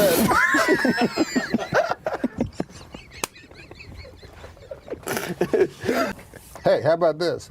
Each NORM MACDONALD show order comes with a heavy-duty grilling brush. Jesus. You don't want to put that on your not dry meat. Look at that. Those things are dirty. No. That's from the iron. Are you sure? Yes. Well, it's not from my cock. What? I just went to the bathroom. You say cock so much. I'm coming in your butt. Oh my God. Well, listen, man. Hey, your mouth is my toilet. Again. This commercial is like a mini-series. Are you a jingoist? 100% made in America. 100% cast iron. Mangrate.com. Thank you, Andy. That's yours. You just threw your own going away present with contempt to the floor. That was our only sponsor. Oh, yeah, and you lost. Yeah, now we found out we lost Mangrate as a sponsor. And then earlier today, I think we were told legally we can't say we lost them as a sponsor even. Yeah, I think we were still waiting to find out if we were allowed to say that. But anyways, that was Who cares? Schwartzen. We lost them. That was Nick Schwartzen that fucked it all up. Scientists in Africa have discovered the oldest known human ancestor, born 4.4 million years ago. Although unearthed only days ago, he is already engaged to Anna Nicole Smith. Texas millionaire J. Howard Marshall may have died 2 months ago, but as we see here, he and wife Anna Nicole Smith can still enjoy a romantic evening at home.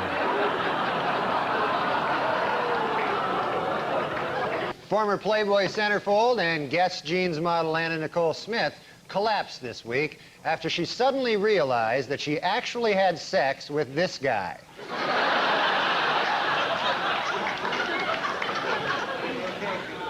And finally, in entertainment news, ex-Playboy centerfold Anna Nicole Smith has filed for bankruptcy. And saddest of all, she slept with this guy for nothing.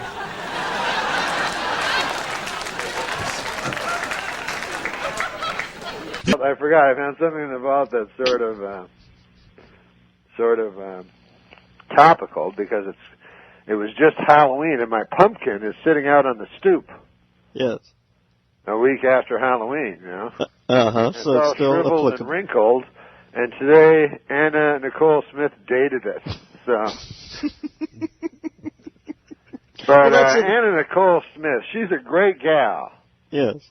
But she does like the older fellas. Uh-huh. And, you know, Anna, where there's a will, there's a wake.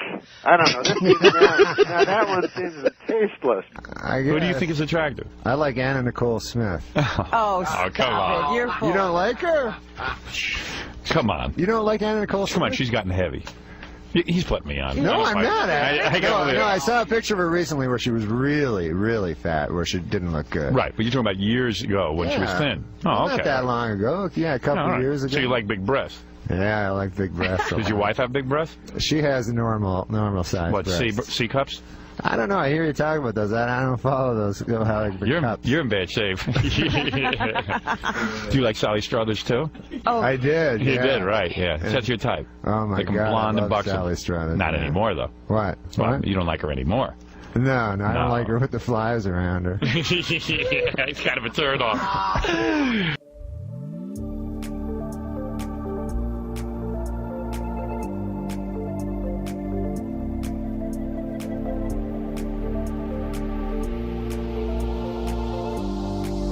Hello, you are on Mutiny Radio. Hi. Did you just cough into the phone? What? Did you just cough? You're clearing your throat? Can I just what? Did you just clear your throat? Oh, yeah, I did. I'm sorry. Oh. But my phone might suck, too. I'm on, like, a cell phone. Oh, are you? Well, you have bad service. Are you with AT&T? I don't know what it is. No? No, I just signed up for the phone. Yeah, you shouldn't really. You don't want to promote them. Who knows, right? They could use you. BlackBerry. Does it sound like we can do this? Yeah. Can you hear me all right?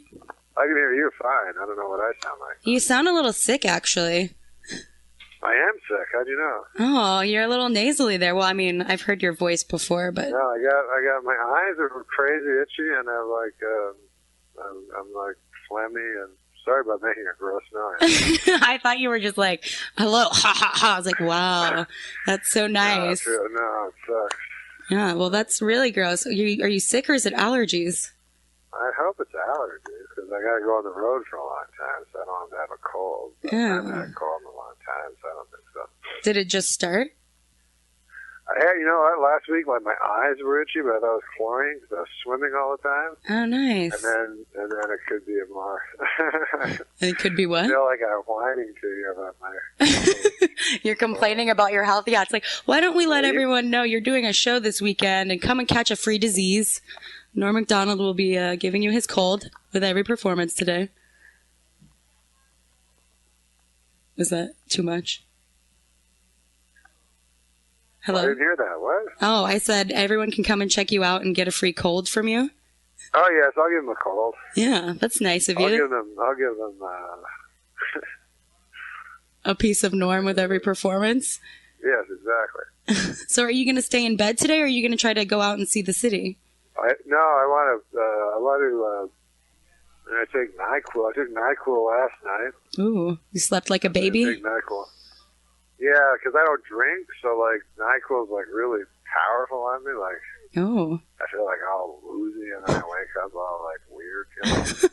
Like what happened to you? Yeah, that's exciting. I'm not like a huge. I don't have a high tolerance for anything. Oh, or do you straight edge? Is that the term kids use, right? Straight edge. No, I don't know what that means. What horrible thing is that? It means that you don't do any drugs or you don't drink or anything. You're sober. Straight edge? Oh, that's cool. Is that a term of derision, though, or do people admire them? They like it. I mean, the straight edge kids like it, but I think the party kids kind of tease them for it. But is it the idea that straight edge is the new cool, or?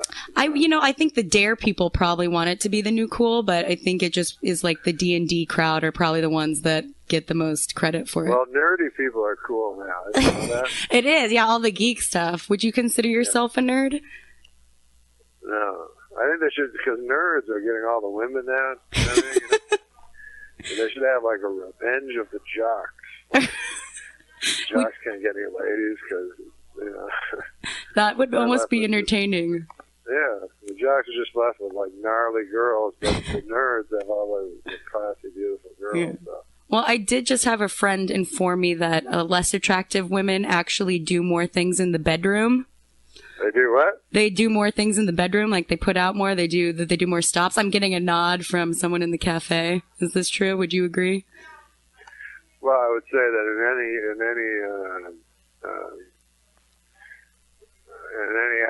any human act, you're going to do as much as you need to do. But they're saying it's like an evolutionary thing. Like the less attractive women need to try to keep their men, so they're putting out more stops or something. Well, yeah, it's not evolutionary. It's the same as now. You have to look at evolutionary. You're like, I'm so awful looking. I'd better be the best person in bed that I possibly can. They're highly incentivized. Mm-hmm. Maybe them and the jocks can get together. They seem like two future unrepresented or unloved groups. Whereas beautiful women, they go, that's enough that I show up and you can lie down on top of me. That's what I've heard, yeah. It's just the dead fish syndrome. But I think that works with guys, too. I think really attractive men don't really have to work for it, so they can just do what they want. What do you think? I guess that's true. Do you work for it, Norm, or you just normally don't care? You're attractive? Me, I find sex kind of a boring, repetitive kind of thing. I liked it in my youth when I was a boy. I'm about 47. Oh, I see. So you're over it now. That's all right. you know. You're no Hugh Hefner. You're not I out used to there. think, like to me, it's funny. Like people go, man, that guy's the coolest. I think he looks like an idiot. Like, you know, I wouldn't want to be a 100-year-old man walking around with 7 little young, beautiful girls. I feel like an idiot. Like they're playing me for a sap. Yeah. Exactly. Like, how can you not see them? They're so creepy. It's just like the age difference. It's not weird when she's 7, or it's weird when she's 7 and you're, 30, but when you're 70 and she's 20, it's okay. Yeah, that's a good point. Never thought of that. Yeah, you're right. Well, you're doing a show this weekend. Unfortunately, I was going to pretend to let you know that I was ovulating, so I was gonna, let you know it's a good thing you're not here because I'm more attractive to you. You just can't resist it. But you're telling me you're not even attracted to anything right now. So that's a bummer on my part. I'm ovulating. Women a week before their period, they ovulate, so they give out more hormones. Our breasts get a little bit larger. Oh, yeah. And men, unintentionally, you get more attracted to us. You can't really fight it. So I was just going to be like, you can't resist me right now. I'm ovulating. Get a whiff of what I'm, giving you. But you're telling me you don't even care. Well, one thing I'm telling you is I hate knowing all that stuff. Like, about women's things and stuff. I go, can't that be mysterious? Never, tell me. There's still things I don't know. Like, people bring it up. They go, no, don't you understand? And every month I'm like, no, it's cool, whatever. But you just don't want to know.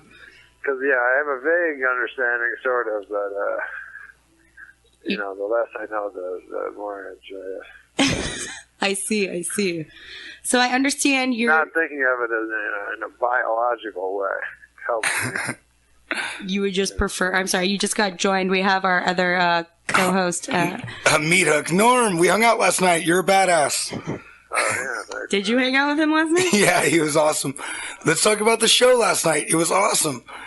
The show was fun, man. Dude, it was rad. And you on started... Thursdays, I do a lot of stuff. I just talk a lot and see what comes up.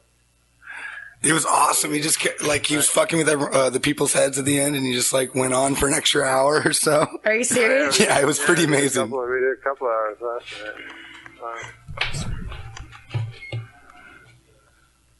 I'm wandering around while I'm talking to you guys. Are you? Are you lost? Are you deranged? No, I'm lost. I'm not going to lie to you. Tell us where you are. We'll locate you. We'll find you. I don't know. Larkin and something. Larkin? Just stay away from Market. You don't want to run into the homeless people. Oh, stay away from Larkin? Fuck. How'd I do this? Go towards the water. On my cell phone. The homeless people don't like to bathe, so as long as you stay near the water, you'll be fine. Water? Yeah. They fear cleanliness.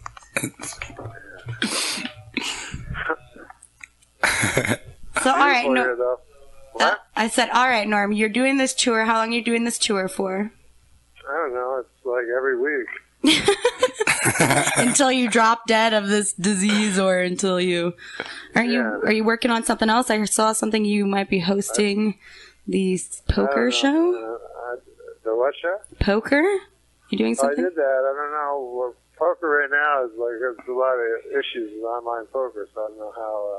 I know my mom. how it takes poker's going to do, because it's all a big thing now. Yeah, my mom actually met you once. She's a semi-pro poker player. You bought her glasses. She's a semi-pro poker player? She is, yeah. She actually she's retired right now, or she's on a leave because she's taking care of my sister's baby. She's playing a grandma role, but yeah. That's pretty cool. Isn't it fun? I know. Well, you play poker. You enjoy it. A little bit, yeah. I enjoy it. You play?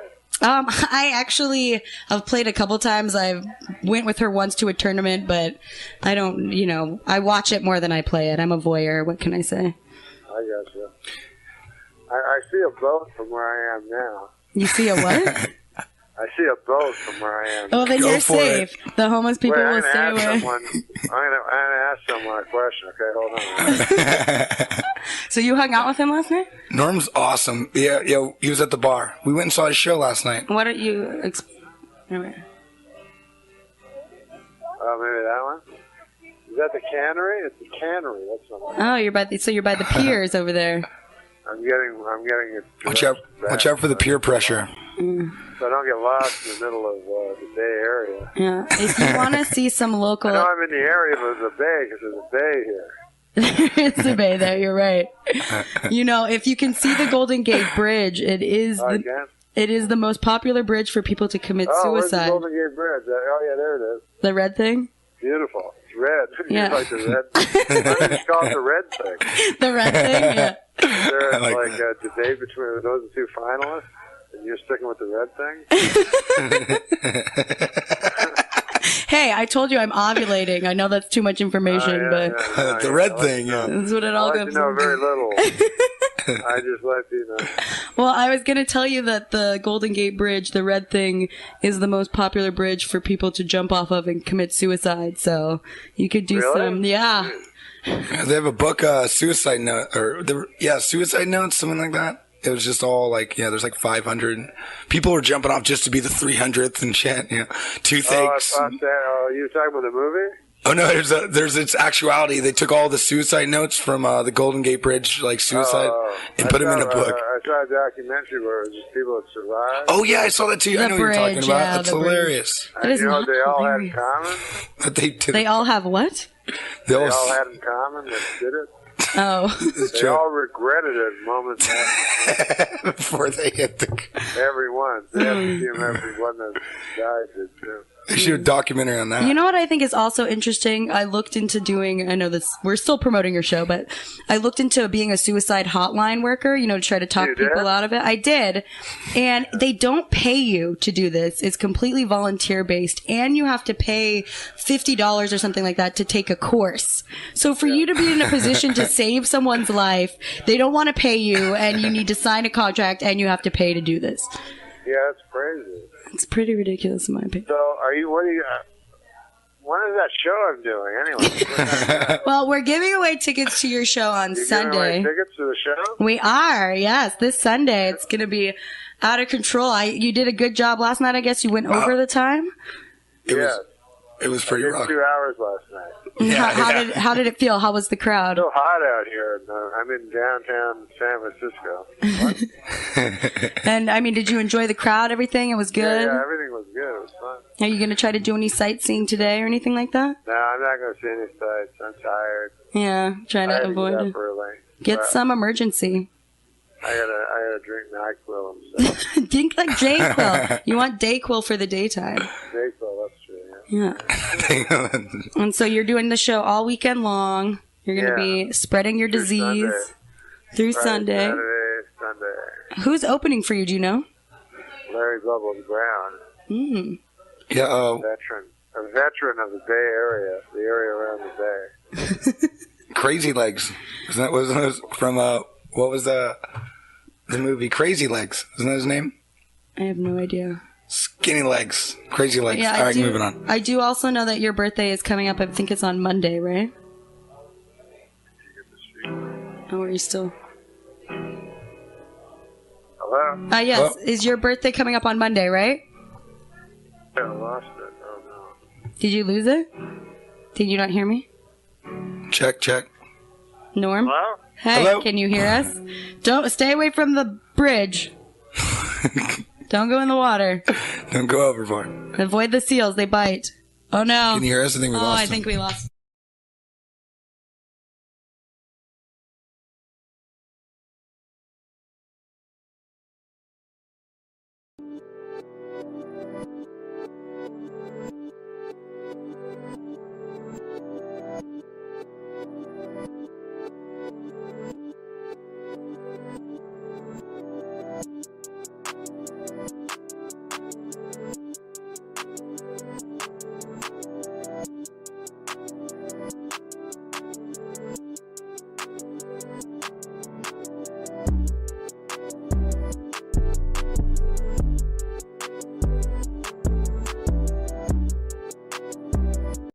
Potential jurors for the O.J. Simpson case were asked to fill out a 75-page jury questionnaire this week. In the entire state of California, only one person got a perfect score. Chow Ming Wu, who after the trial plans to attend Caltech. By the way, you can now purchase a bronze statue of the Juice for only $3,395. And for an even $5,000, you can buy one that Al Cowlings has kissed the ass of. O.J. Simpson's new fitness video was released this week, and hitting the shelves next week, Simpson's newest video, Dorf on Stocking.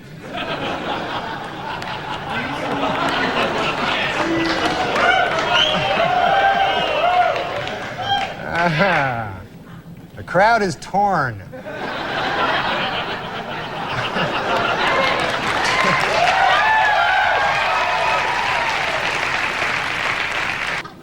According to retailers, the most popular Halloween mask this year is O.J. Simpson.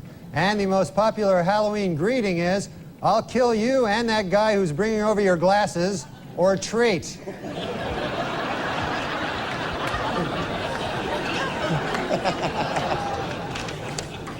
And the Pope came out with a book this week, which contains a series of essays examining faith and morality in today's secular world and the changing role of the Catholic Church as it approaches the 21st century. The book is entitled, God Himself Told Me That O.J. is Guilty.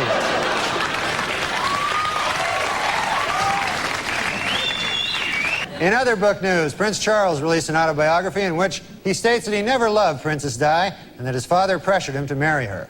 The book is entitled, Of Course O.J. Did It. I mean, come on.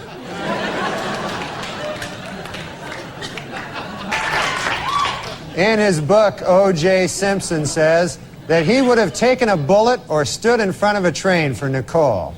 Man, I'm going to tell you, that is some bad luck when the one guy who would have died for you kills you. That's probably... You don't get worse luck than that. And O.J. announced this week that he's coming out with a new book called I Want to Tell You. And if it's successful, O.J. will work on yet another book entitled From Football to Prison, My 25 Years of Showering with Other Men.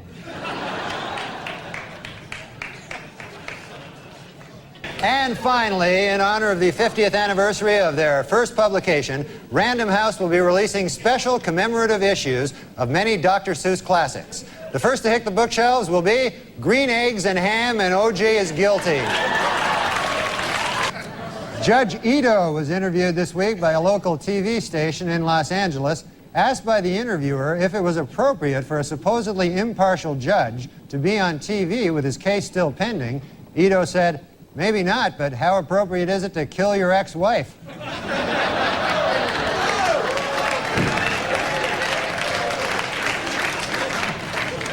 It was revealed today that O.J. Simpson told police that Nicole Brown Simpson used to beat him up.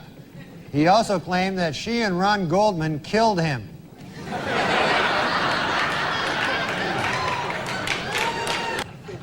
O.J. Simpson's lawyers have decided to skip hearings on DNA evidence and go right to trial. Asked why they did this, the lawyers replied, we want to get O.J. acquitted as speedily as possible so he can get back to doing what he does best, killing people.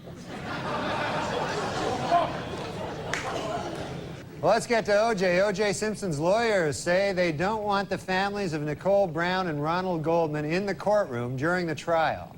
They're afraid the presence of the family members will just remind O.J. of how much more killing he still has to do.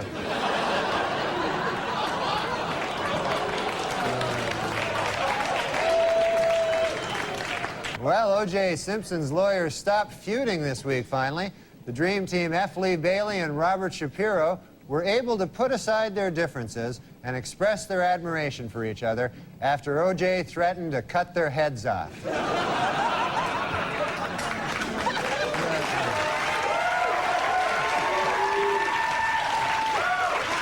According to the National Transportation Safety Board, sleepy truckers are responsible for 1,000 deaths a year. In second place, O.J. Simpson at 2 deaths a year. It was revealed this week that defense lawyer Johnny Cochran once abused his first wife. In his defense, Cochran said, hey, at least I didn't kill her like some people I know.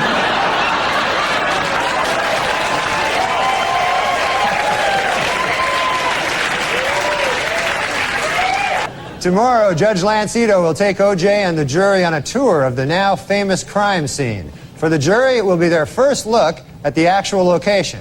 Of course, for O.J., it will be just a case of been there, done that. Judge Lance Ito was happy with the jurors' field trip to the crime scene last week. It went off without a hitch, said Ito. Not one murder. OJ's pal Al Cowlings now has a 1-900 number. For $2.99 a minute, Cowlings will tell callers that OJ is innocent. And for $3.99 a minute, he'll try to do it without laughing.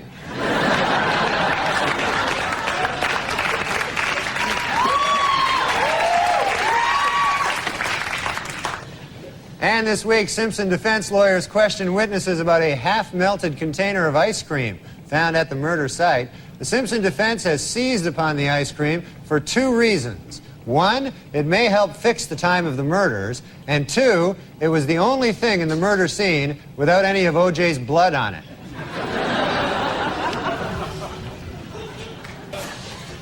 To illustrate the point that their client is running out of money to defend himself, O.J. Simpson's lawyer said this week that if he had to do it over again, after killing his victims, O.J. would now rob them as well. That one you find troubling? We went, was O.J. Simpson high on speed the night of the murders? Absolutely not, said defense attorney Johnny Cochran today. And a simple test of any of O.J.'s blood found at the crime scene will prove it.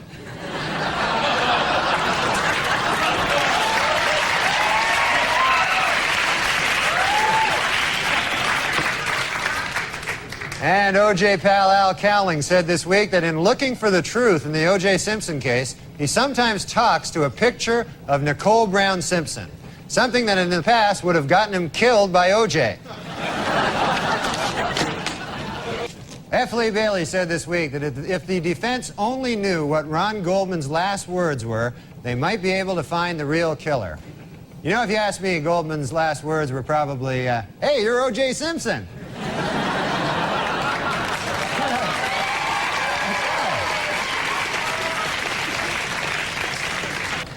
Oh no, O.J. has struck again. How about that? Not a good thing. And in court this week, Cato Kalin testified that O.J. Simpson did not appear angry before or after the period of his wife's murder. But Kalin admitted he could have been a touch edgy while he was actually murdering her. Might have been a... Hertz Rental Car Company announced this week that it will buy 520,000 vehicles, increasing its worldwide fleet 24%. In addition, they will try to find a new spokesman who won't kill his ex-wife.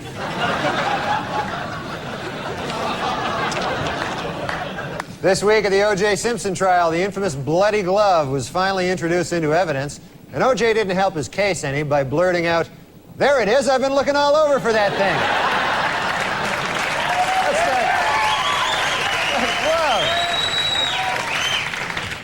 And a new shocker in the O.J. Simpson trial. This afternoon, Judge Lance Ito dismissed yet another juror, a 45-year-old African-American male, for failing to tell the court that he had once worked for Hertz Rent-A-Car and that he had once held Nicole Brown Simpson's glasses while O.J. killed her.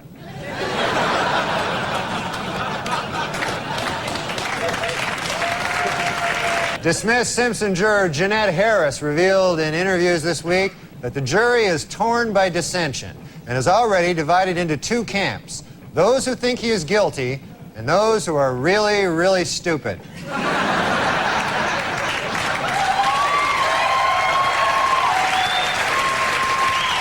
A bad week for the prosecution at the O.J. Simpson trial. Under intense cross-examination by defense lawyer Barry Scheck, LAPD crime expert Dennis Fung admitted that he may have contaminated the crime scene when he accidentally dropped a big bucket full of O.J.'s DNA. Our top story tonight this week in the O.J. Simpson trial. After grisly photos of the murdered Nicole Brown Simpson were shown in court, O.J. turned his head away and wept. It was at that moment that he realized he would never be able to kill her again.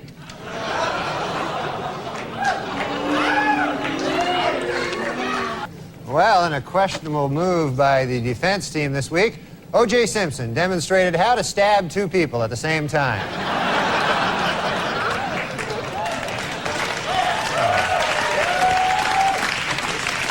Remember 12 Angry Men, the classic courtroom drama? Well, the first film about the O.J. Simpson case is in the works. It's entitled 9 Angry Black People, 2 Scared Asians, and a White Guy Who Hasn't Spoken Since Rosa Lopez.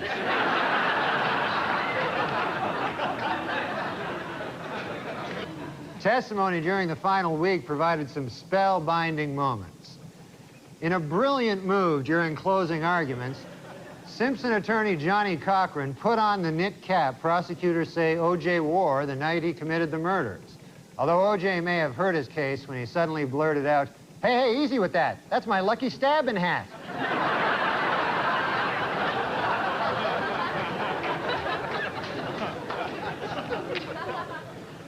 Well, the trial of the century is over. Late yesterday, the fate of O.J. Simpson, the most famous murder suspect in United States history, was placed in the hands of the jurors.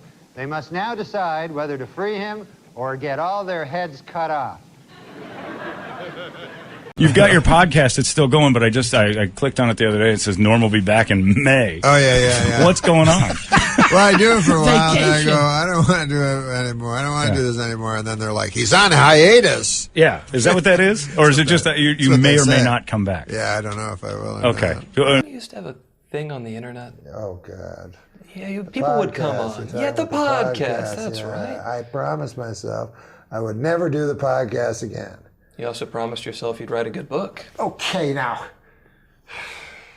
I mean, there is always one other option. There's another option? What's that? You ever heard of the Queensboro Bridge? I'll do the podcast. I just do it for a while, and then it's fun to watch. Tired of it. It's fun to do, man. Yeah. It's so great. I think it's just the people who do it with Norm are awful. Are awful. Well, no, Sean isn't. Sean does it with me. Well, there's one guy. There's always one guy. It's the rest of the people. The future's good. It's those awful others. Do you enjoy doing the interview stuff with people on the podcast? We got good guests, so that I was interested in, but it's harder. Like, you guys obviously have to just interview everybody. Not necessarily. Here. What? No, we don't. You don't? No, you were a special choice. We could have said no. I'm amazed that people. I don't know how I would do with people that you don't care about. Yeah, like I'm always astonished by, especially a guy like David Letterman, who I think would be even less interested than we would be. Right. You know, or the way he can pretend to be interested. Right, like, and actually have. But don't you think he has a little more juice or say on saying, "Hey, this guest is here"? But there's every once in a while they have to take it. He has to take it. Yeah. No, on an average guest, you got to. Yeah, if they're in town, they're promoting 3 guests a night. Yeah. There's not that many interesting people. And, actors are not interesting at all. I know. Did you start getting pressure from anybody? Because it's your podcast, but you start getting money from the outside coming in. I think it was Jerky Links, which might have explained the ballooning. Was that right? You had the Jerky Links thing. You had to try to convince me you're a Jerky Links guy. What? Just get what they want, like guests from them. Sean and I, we liked just older guys. A lot of people wanted young people. But they're not interesting. Older guys are the most interesting. And I always think in show business, you get the old guys, they don't care what they say anymore. Right. They're out of the business. They'll tell some stories. And they tell stories about guys you care about. Yeah, they'll name names. They don't care at all. They're seconds away from dying. Yeah. So who's the best one you had on there? Because I've seen some that were we just had this guy, Jack Carter. And he did the most craziest thing. You remember? Well, I also still, after meeting him, have no idea who Jack Carter is. Jack Carter was a comedian like the Catskills guys, way back in the day. 90. So he was talking, and he said he was talking about the war. And he was Which one? The Second World War. I go, you were in the Second World War? He goes, yeah, it was a lot of fun. I go, the war was a lot of fun? And he goes, well, I never got to go over. I never went over, He goes, I got a lucky break. My whole unit was going to D-Day, and they all died. And I didn't go because I got deathly sick the day before. And then I go, oh, man, it sounds like you were faking it as a joke. And then he goes, I was. And then he's like, I never told nobody that. So he finally confessed. Yes, that he's a deserter and a traitor to our country. But you learn that kind of stuff on Norm's Yeah, podcast, Norm's which is great. Deathbed Confessions. That'd be a good show. That'd be pretty awesome. You just show up at hospitals, and they think it's to bring them up, but it's really just to get them to admit We've had some a stuff. couple. You do admit some stuff, and then you pull man. a plug out of. Man, do I want to follow you around with a camera? Hey, I'm here to pull the plug there. You got anything to say? So, Rickles.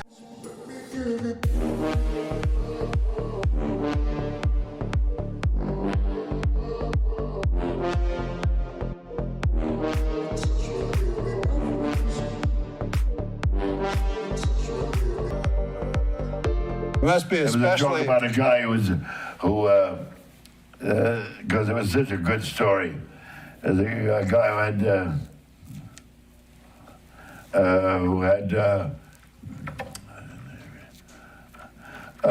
had surgery, and I can't remember the joke. I can't either. Do you know Nikki Cox? Yeah. Is she still with Jay? She's with Jay Moore. Yeah. But when she was on my TV show, she was with Bobcat Goldthwait. Oh, that's right. Yeah. I'm not a skilled interviewer. Let's fucking face it. I'm not a skilled. But what do you think is wronger? Wrong in more wrong. What would you think is more wrong? Having sex with a child, human being, or an adult pig? Like you've got to do one. That's the You got to options. do one. Yeah, you're on a deserted island. But do you actually think that they would like a man's sperm? A human being sperm? A woman? Well, who? A woman. A woman would like a man's sperm. Well, yeah, she's been biologically programmed In her through mouth? millennia. But to in your eat mouth, pig like, cum. isn't that stuff like living? Isn't that like aren't those animals, little tiny tadpoles or something? I didn't know it was going to have to get this deep. All right, then. Are you doing this to be a funny thing, or do you really have to kind of I'm doing it. feel No, I feel that I have an oral fixation. You know about that. I If don't it's have not that, this, by the way. If it's I don't not like this, I sucking go cock. straight. You don't like sucking I don't like cock? sucking cock. I mean, I have done it. Yeah, I wouldn't like it. You know why I wouldn't like it? Why? Aren't those animals like inside the cum? Like I remember the sperm, you mean? Yeah. So to me, like it's a bunch of animals and stuff. But you remind me of a guy that's good at fucking. I love it. Fucking and sucking. Let's say you had an exact twin. Now Mary Willard, your wife. Oh, here we go. There could be a lot of. Wouldn't you go like, how do you not find him attractive? Do you know what I mean? That's true. He looks exactly like me. Yeah. And he's much better at sucking and fucking. No. I only smoke pot 4 times a week. You're just saying it casually. They're like, you smoke more than that. Like, relax. What are you afraid? I'm not admitting I'm like you. 4 times a week seems like a lot. Does it really? A little, yeah, but. Well, it's all relative. It's all relative. Yeah, as long as it's not hurting anybody. Yeah. But it doesn't, as long as it's not hurting anybody, but what about the audience, the stand-up audience? Aren't they the real victims? What's your dream view? You mean the show, The View? Yeah. The Who would guests? you, what 4 or 5 ladies would you want on there? Ooh, that's a great question. Susan Yeagley. That's your wife. You didn't even recognize her name. It's your betrothed. Betrothed. I had moved up from San Diego. Polly's like, come, move up. And then I had no place to live. So I slept in my truck for like 3 nights. And I slept at the parking lot at the comedy store. And I had no money, and I was broke. Both? Yeah. You hungry? I go, yeah, bad lieutenant. open your mouth. No, you didn't do Like a baby bird. Yeah. Okay. So, yeah, and then he. So you said yeah. Yeah, I go yeah, and he took me Am I hungry? I'm broke and I have no money. What do you think? I'm hungry. I'm hungry. Plus, I want some food. Do you feel you have white privilege? I'm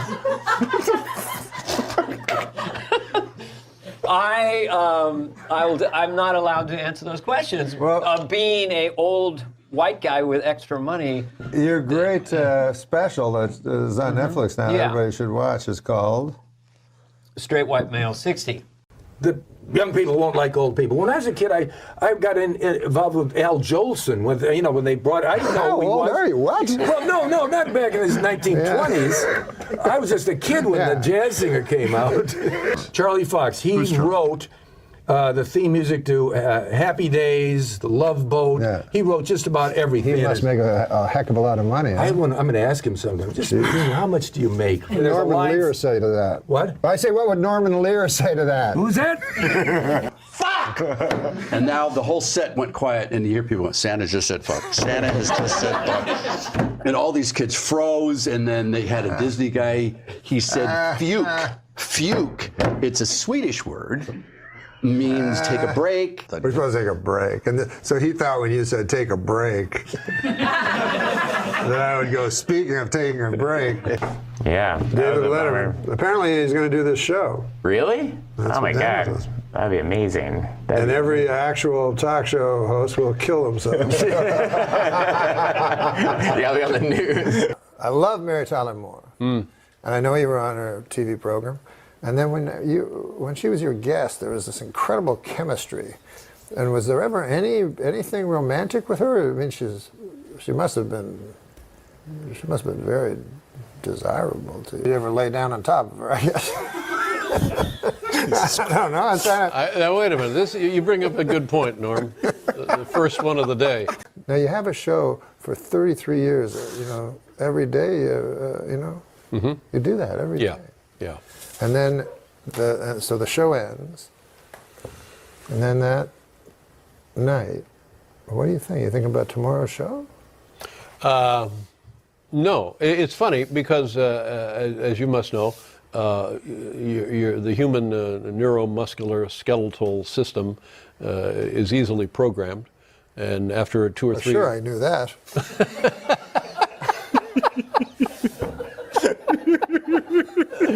And so after as soon as you said that first word, perhaps you could executive produce a show with Sebastian Mancow as the star. I could do that. Yeah. And well, what fun is that, though? Where's the fun part for me? No, there's no fun for you. There's no fun for me. No, that's true. But what's the fun for you in giving a homeless guy spraying a handful of quarters and watching him dodge in and out of traffic? So there's no are there no bars like the same way as there were gay bars when gays were? I couldn't go there. Oh, of course Can't not. you see that? I forgot. Yeah, you and me hanging out at the trans bar. I just don't, I don't think it's going to work. No. Yeah. Well, nowadays we Oh, can, yeah, but- well, that's true. Yeah, that's true. Wait, I haven't come out yet. Hold on a second. I am firmly on the side of womanhood now, but I am not a woman, nor will I ever be. 3 sentences later. I use the women's restroom because I am a woman. I changed my gender on my birth certificate to female because I am a woman. So there's a little confusion there, right? Not for me. What's wrong with that? Well, here it says I am not a woman. Here it says I am a woman. I always get anxious when I'm on a plane and I see a much bigger celebrity than me, and I think, well, if this goes down, Is that I'm going to almost get mentioned. every I'm going to be flight? like small print almost every flight. Yeah. All right. We'll be back in a second. Unfortunately, the radio station launched the day after Princess Diana died, so it was it wasn't quite the sort of fanfare and celebration. Now a bit like when Farrah Fawcett died, and then it was usurped by But the Michael Jackson. Queen, somebody told me the Queen murdered her. Yes, she did. Yes, that's well known in England. Yeah, I'd like to apologise to the Queen. England's not doing well financially. Right. Can't you get you call them your mates? Mm-hmm. They're friends. Yeah. Everybody else in the world. They call them mates. Sure. Get a couple of dozen of your mates and go down to that Buckingham Palace and kill the old bag. To what end? Money. Right. Are you an old sea captain? What is this shtick that you? Because I'm pretty sure I've watched some of these other editions of the show, and I'm pleased to see that I've broken from the rule of only having white blokes on the show, which seems to be you only have white men and Roseanne Because it's supposed to be a comedy. Right. But it's supposed to be. It's supposed to be. It's allegedly. I still, feel that. I still feel in my heart, You know, and I can only go by my heart. You know what I mean? I'm not a person that goes by my brain. I just go by my heart. That Bill Hader is ultimately unknowable. Yes, that's true. What do you think? I don't know. Okay. All right.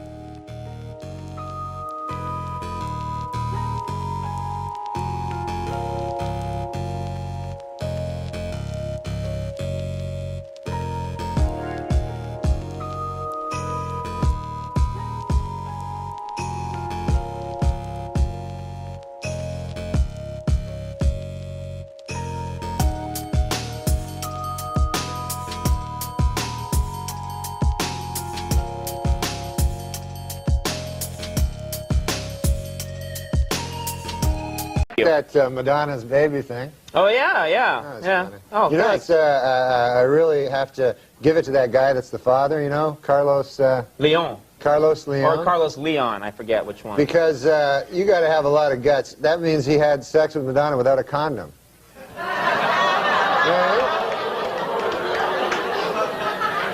That's great. Michael Jackson. He said, I heard a quote where he said, he said, I don't care if my child is a boy or a girl, as long as it's a boy.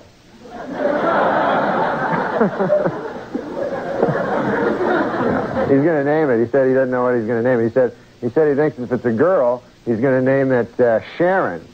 Really? Yeah. And if it's a boy, he's going to have sex with it. O.J. Simpson's new fitness video was released this week, and hitting the shelves next week, Simpson's newest video, Dorf on Stocking.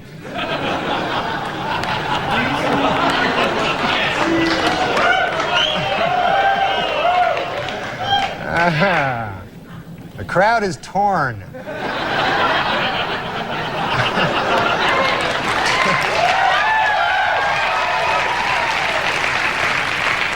Liza Minnelli has gotten word she'll have to have a hip replacement operation.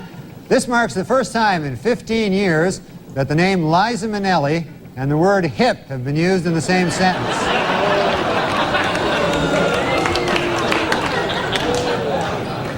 Well, let's get to O.J. O.J. Simpson's lawyers say they don't want the families of Nicole Brown and Ronald Goldman in the courtroom during the trial. They're afraid the presence of the family members will just remind O.J. of how much more killing he still has to do.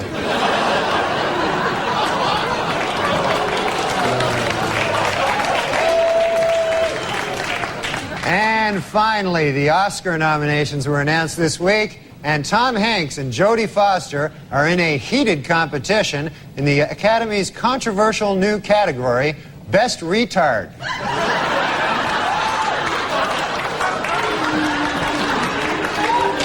To illustrate the point that their client is running out of money to defend himself, O.J. Simpson's lawyer said this week that if he had to do it over again, after killing his victims, O.J. would now rob them as well. That one you find troubling? New medical research shows that men and women have different food cravings. Men preferring meat and women preferring sweets. Scientists trace this back to caveman days, when men had to go out and hunt for food while women sat on their fat asses eating chocolates.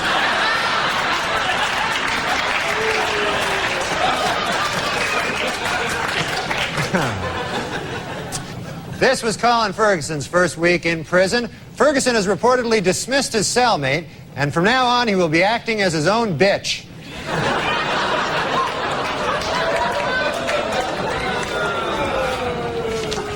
And finally, due to a change in policy, Amtrak employees will no longer be able to kick homeless people out of Penn Station based on the way they look. From now on, they will have to go solely on urine stench. This is our top story tonight this week in the O.J. Simpson trial. After grisly photos of the murdered Nicole Brown Simpson were shown in court, O.J. turned his head away and wept. It was at that moment that he realized he would never be able to kill her again.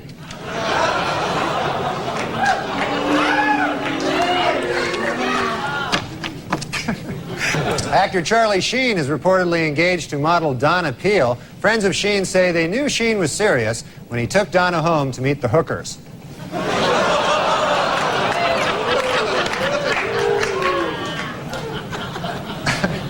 Meanwhile, Washington, D.C. Mayor Marion Barry attended the march and called it a beautiful display of unity and solidarity among African Americans. His only complaint, the complete absence of crack.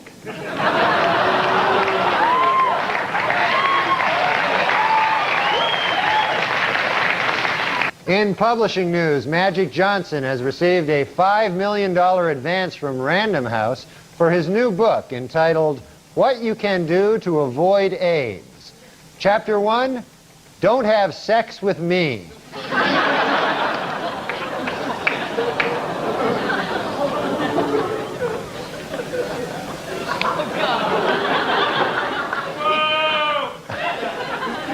Officials at the Philadelphia Zoo report they have actually been able to preserve sperm from an endangered one-horned rhinoceros. The sperm will remain frozen at the zoo until Michael Jackson comes by with a check and picks it up.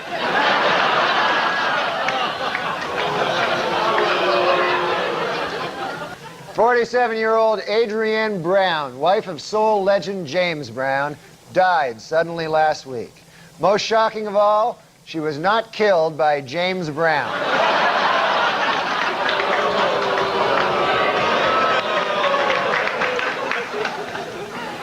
Finally, some good news. According to her doctor, legendary actress Katharine Hepburn is recovering nicely from her recent illness, and they have even upgraded her condition to decrepit.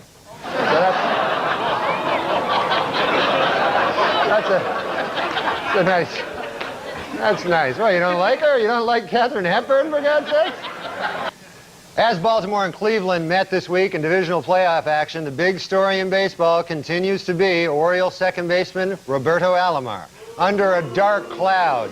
Yes, none of us like him. Well, according to a new Entertainment Weekly poll, 72% of their readers say they would not be offended if a TV show lead character were gay. Though that figure shrinks to 1% when these same readers are reminded that being gay can involve anal sex.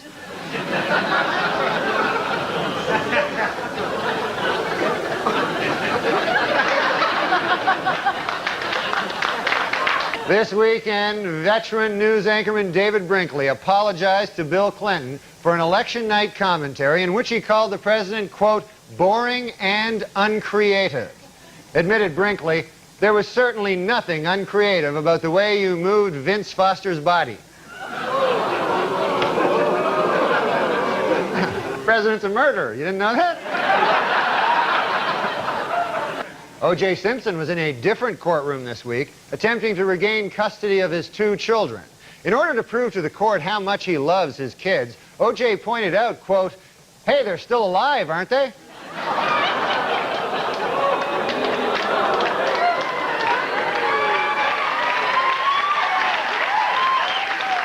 According to O.J. Simpson's niece, Terry Baker, when O.J.'s mother, Eunice Simpson, first heard about the slaying of Nicole Brown, she exclaimed, he did it.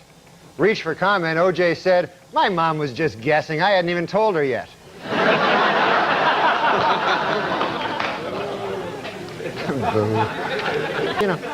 Yesterday the House Budget Committee approved an outline of the deal between President Clinton and congressional leaders to balance the budget. But both sides caution it is not set in stone. In order to become official, of course, it must still be approved by this Chinese guy here. He's got a... Boo, what the hell? Safer drivers, men or women? Well, according to a new survey, 55% of adults feel that women are most responsible for minor fender benders, while 78% blame men for most fatal crashes. Please note that the percentage in these pie graphs do not add up to 100% because the math was done by a woman.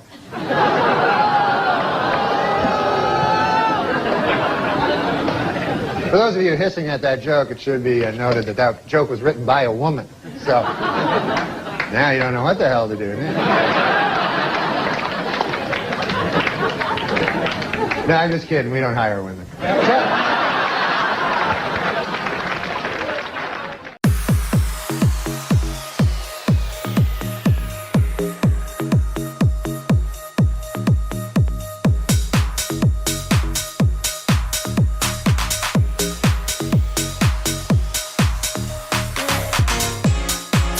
haven't gotten funnier. The show has gotten really bad.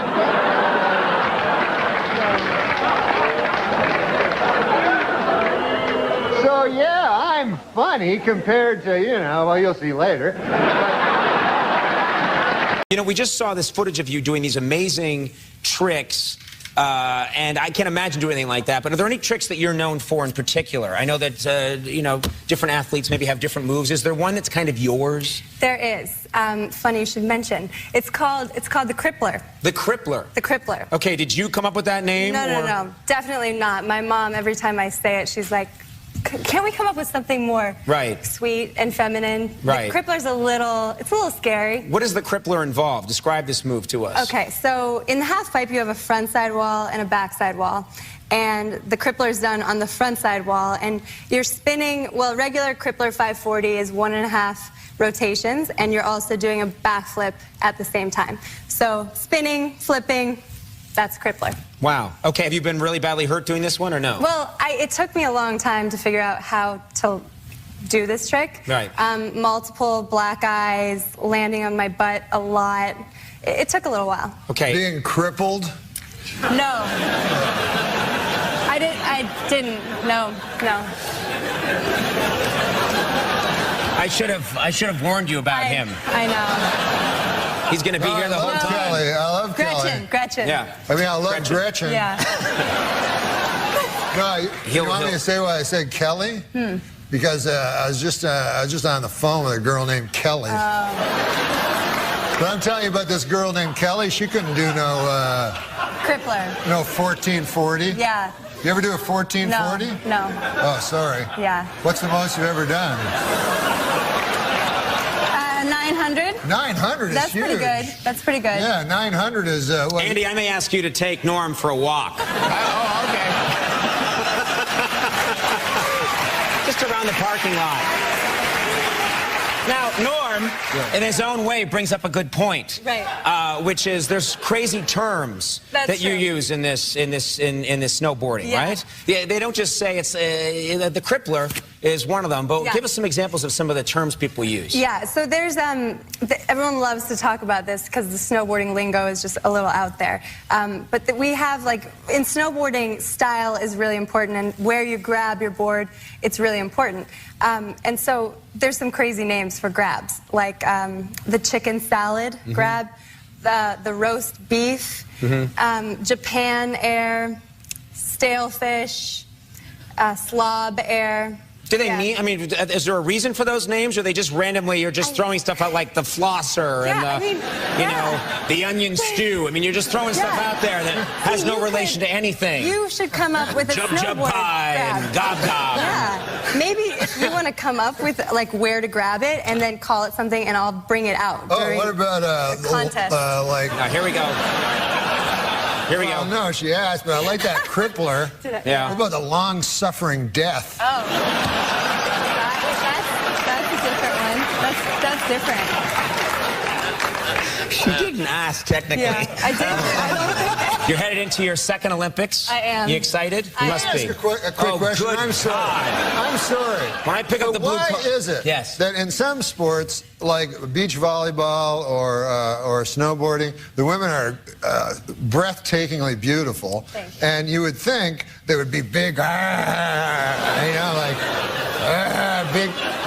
So you think they'd be big monsters of ladies? Why would you think that, though? Well, like softball. Well, we can't be women.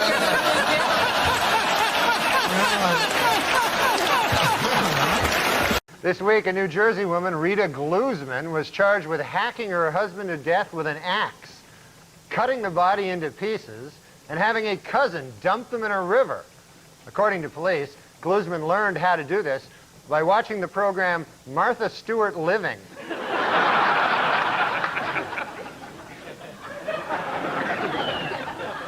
This week, CBS aired the Martha Stewart Christmas special, in which she demonstrated that with an old soup can, some used tea bags, some string, and some sparkles, you can make a useless piece of crap.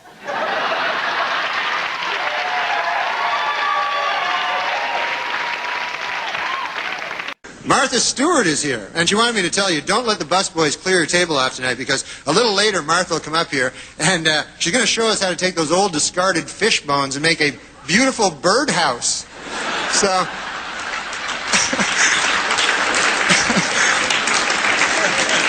That's nice.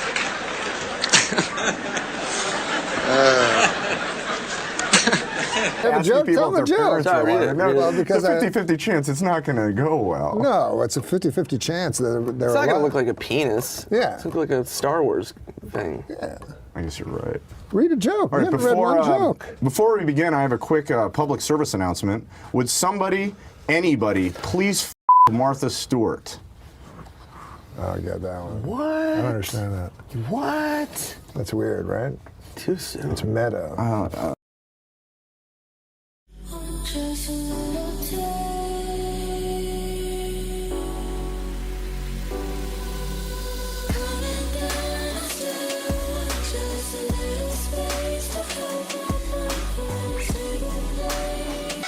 Well, the holidays are just around the corner, and here with tips on how to make this Christmas truly special is nationally known authority on style, Martha Stewart. Martha?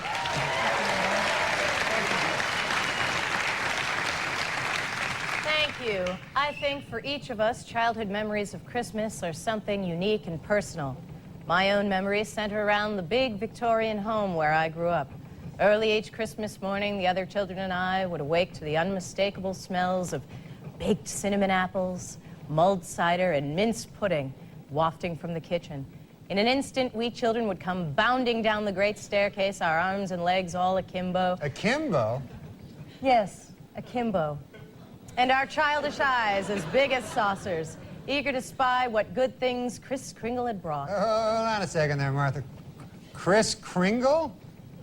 Yes, Norm, you know, Père Noël, Father Christmas, good Saint Nick. You mean Santa Claus? Oh, you called him Santa Claus. Anyway, it being Christmas, Mater and Pater had dismissed the staff. Wait a minute. Mater and Pater? Yes, it's our parents, that's what we called them. Where did you grow up?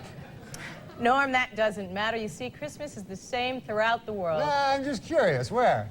New Jersey. Anyway, there we children stood staring in awe at what we were sure was the largest Christmas tree ever, festooned with candy canes, lemon sticks, and rosebuds on a string. And there, hanging in the mantel of the enormous fireplace, were all the children's stockings, filled to overflowing with walnuts, pecans, candied plums, dried figs, and spiced oranges. Now, we're in New Jersey. Nutley, New Jersey. Oh, yeah, I know Nutley. Yeah, that's off Exit 7, Route 3, off the Jersey Turnpike. Yes. And then it always seemed just as we were about to open our gifts, the neighbors would come by wassailing. Here we come a-wassailing, they'd shout. Good wassail to you, we'd reply. Wassailing? Never mind, go on.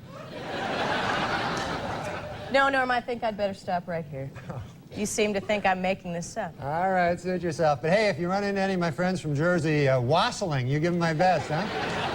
I'll do that, Norm. All right, Martha Stewart there, everybody. My choice for vice president is a proven winner, a leading defender of the African-American community. His rise from humble beginnings is the American dream personified. He's an outspoken man, a thoughtful man, and he's a leading rebounder in the NBA. His name's Dennis Rodman. Right, Dennis, come on out here, Dennis.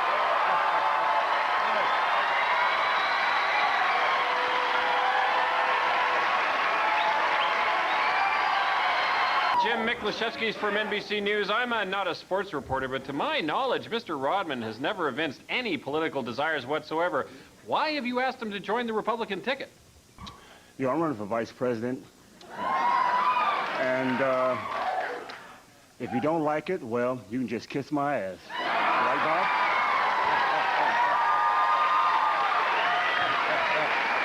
Yeah, that's right, kiss it. Yeah, I'm running for vice president. And if you don't like it, well, you can just kiss my ass. Right, Bob?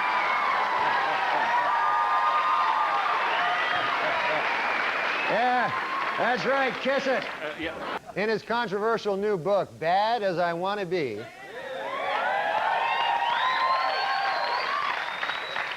Chicago Bulls forward Dennis Rodman says that the NBA is, quote, 50% sex. Jeez, man, I got to stop leaving at halftime. And my good friend Dennis Rodman.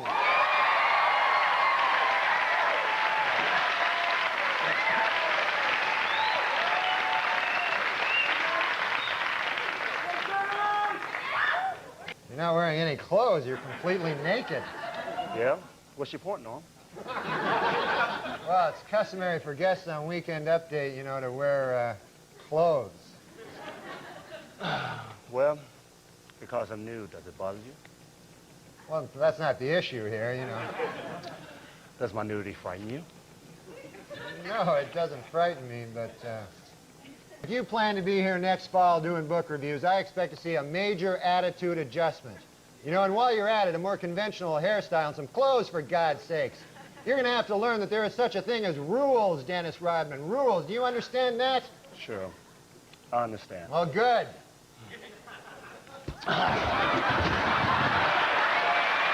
That's the way it is. Good night and have a good weekend. You were talking about going to the in the last segment. I understand you actually had to visit yourself. Yeah, the hospital. I went, what happened was on the show, on the Saturday Night Live show. Yeah, that show. Yeah, I know that show. I was on that, and Dennis Rodman was a guest. Dennis Rodman, right. And so we thought it'd be funny if he head-butted me, you know? Mm-hmm. So he head-butted me, but he did it really hard, you know? Do we have a, I think actually someone supplied the clip. This is, you're not... Yeah, that really... You hear that dull thud of like skull on skull. Yeah, it really... Yeah, and I don't have like a strong head. I haven't been working it out lately. Really? But he has like an athlete's head, you know? But no, beforehand he said, like, I said, hey, don't hit me with your head, or no, you know, don't really hit me. And he goes, no, Al. He goes, he had this thing where he was going to put his thumbs, and as soon as he touched my thumbs, I go back, and then he got all excited and headbutted me. So, like... So did you feel him, like, pull the thumbs back, and then real head was coming at you? And so I, like, blacked out for, like, a minute, and then the next day I had this huge headache, so I thought I was going to die, you know? And so I went to the hospital. I went to I don't want to say the hospital, but I went to this hospital and to emergency, you know, and they're all like, they're the craziest guys in emergency, all like crack. Everybody's on crack, you know? Every emergency is a guy on crack. Yeah. So I went in and they go like, hey, how much crack do you have, you know? And I go, I'm not on crack. And they go, what happened? I go, Dennis Rodman headbutted me. On the TV. He headbutted me on the TV. So they go, yeah. Right. How much crack, Yeah. So what happened? Anything wrong? Yeah, I don't know, man. They said, like, you can't tell. They said, like, the only way you can tell is if later on, if you go to sleep and you don't wake up. Yeah. That's why you didn't mention the name of the hospital. Yeah, I don't want to mention it. I didn't know this, too. If you go to emergency, you got to pay.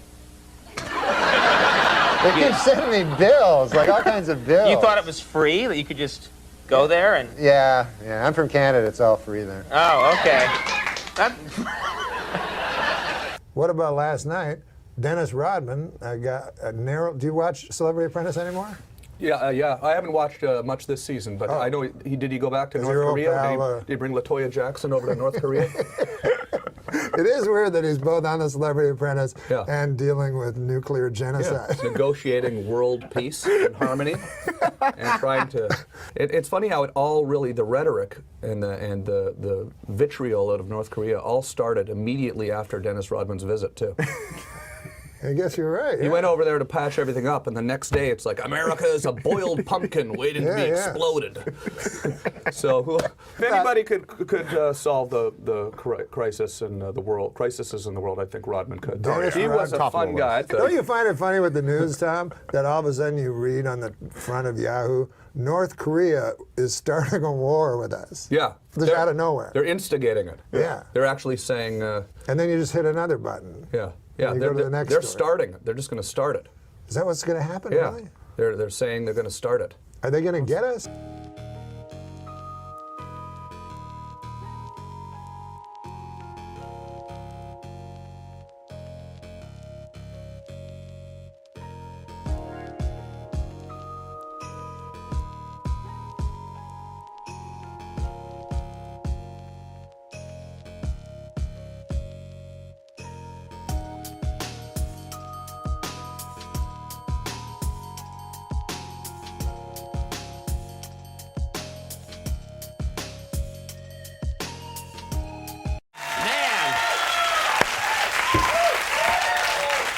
going, Norm? I'm all right, man. I'm doing good. I'm having fun. I came here on the airplane and stuff. You always kill with that line. I know. You you got the sitcom. It's all. Yeah. You're living high on the hog. It's all going good for you. Everything's fine. Yeah. No, not everything, but everything. You know, a lot of things, right? I don't know. Yeah. You seem all shifty and nervous about something. You're hiding something, aren't you? No. See, people don't know you the way I know you. Right. This guy likes to have a good time. I like to, I drinks a bit. That wasn't what I was talking about. Oh, what were you talking about? I was just saying you have a good time. It's a real innocent thing to say, and then you get right into the drinking. Occasionally I like to drink a beer. I like regular drinks. I don't like. As opposed to ether? Yeah. What are you talking about? What I was talking about is, those shooters? You know what I mean? Yeah. Like they're shooters and they're like, they have dirty names, like sex names. You know what I'm talking about? Yeah, they're all called like, the red-headed whore or something. Yeah, exactly. It's the one I like. It's actually named after me. Lousy. But I guess the idea is in your head you want to order them because you're drunk. You go, hey, they go, hey, you think maybe you'll get a, they go, you want a red-headed whore? Yeah, like right? You figure Rula Lenska's going to come in. You're going to have, right? You're going to have some dirty sex. But no, what I was going to say was this. But you like, you said you sometimes you have a little too much to drink, maybe? One time I drank a super amount, and I'd only been... A super amount, right? It was when I was a young guy. I'd only drunk like 8 or 9 times in my whole life. I never had gotten really drunk, but I'd had drinks. And I went out with my buddies, and I was drinking, and they were having those crazy drinks. All of a sudden, I was really drunk. And then a guy gave me some pills. Like, he said, hey, you want some pills? And I said, yeah, all right. So I ate the pills. And you're not supposed to eat pills while you drink. I think even if you're not drinking, it's not a good idea when someone goes, you want a bunch of pills? Yeah. I know. But combining the two. This guy was a decent guy. He was a bouncer. No. But so I said, yeah, so these pills, they just make you like 100 times drunker. So then I'm really drunk. And then like time passed, but I don't remember. And then my friends are like, hey, let's go. I'm like, why don't you guys go? Where are you going to, why go? Right? Like we're in a bar drinking, right? And like it doesn't seem right. You don't want to go home, and watch I Love Lucy or something. So you're like, hey, I just stay here. I'll make new friends, right? So I was like real drunk, and everybody was like cool. It was like a Western. It had a jukebox, one of those. Guy gives you a whole bottle there, and you go, and then. That's what you do when you're drinking. You a pirate? All of a sudden. And then it was the funnest, man. There was a big fat bearded guy there, and I was hanging with him, real drunk. All of a sudden, right? I'm like, oh man, I can't remember anything. I remember like I sort of falling into a pool table or something like that. Right. And then I wake up, right? And it's like I'm in a bed. I look beside. There's the fat bearded guy beside me. No, really? Yeah. So I go, oh Lord God, I had sex with the fat bearded guy, And at the time, like I never had sex before in my life. Yeah. And I always thought it's probably going to be with a lady. You know what I mean?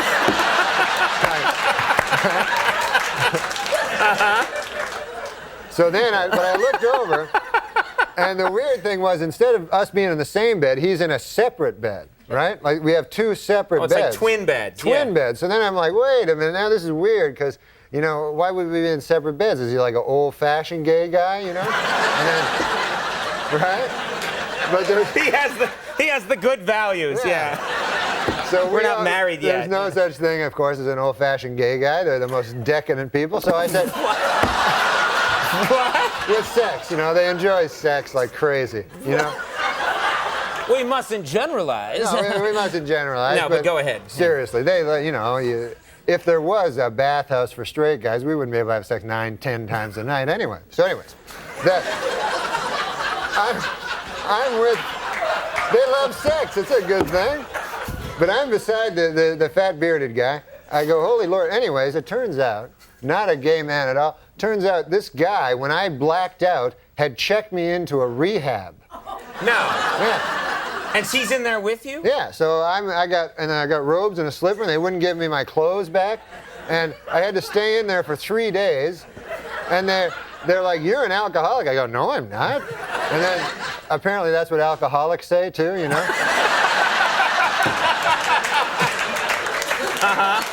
So then for 3 days I had to stay there. I had to go to AA meetings. And I'd only been drunk like 9 times, right? So they're like, "What's your worst one?" I go, "I guess the 9th one was bad, you know?" Right. That was, and when did you hit bottom? I said, "I don't know."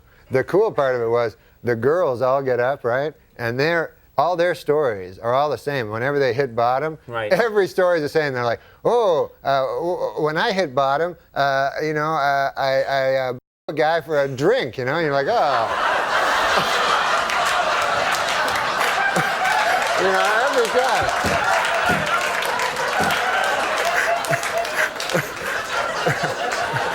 You know?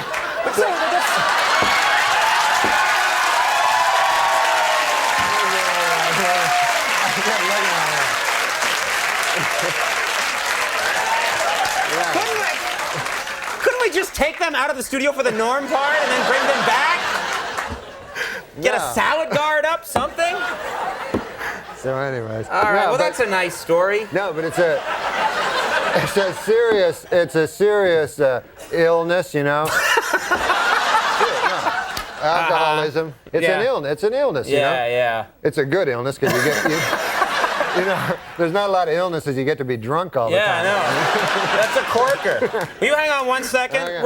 We haven't even scratched the surface with Norm, so hang on, we'll be right back. Stick around. We took a lot of flack for saying in the art of, for some things that you said in the Hollywood Reporter, saying that you were kind of glad that the Me Too movement has slowed down, and we don't really know you as a guy who, you know, really comments on very much that's gone out. So what were you trying to say? Yeah.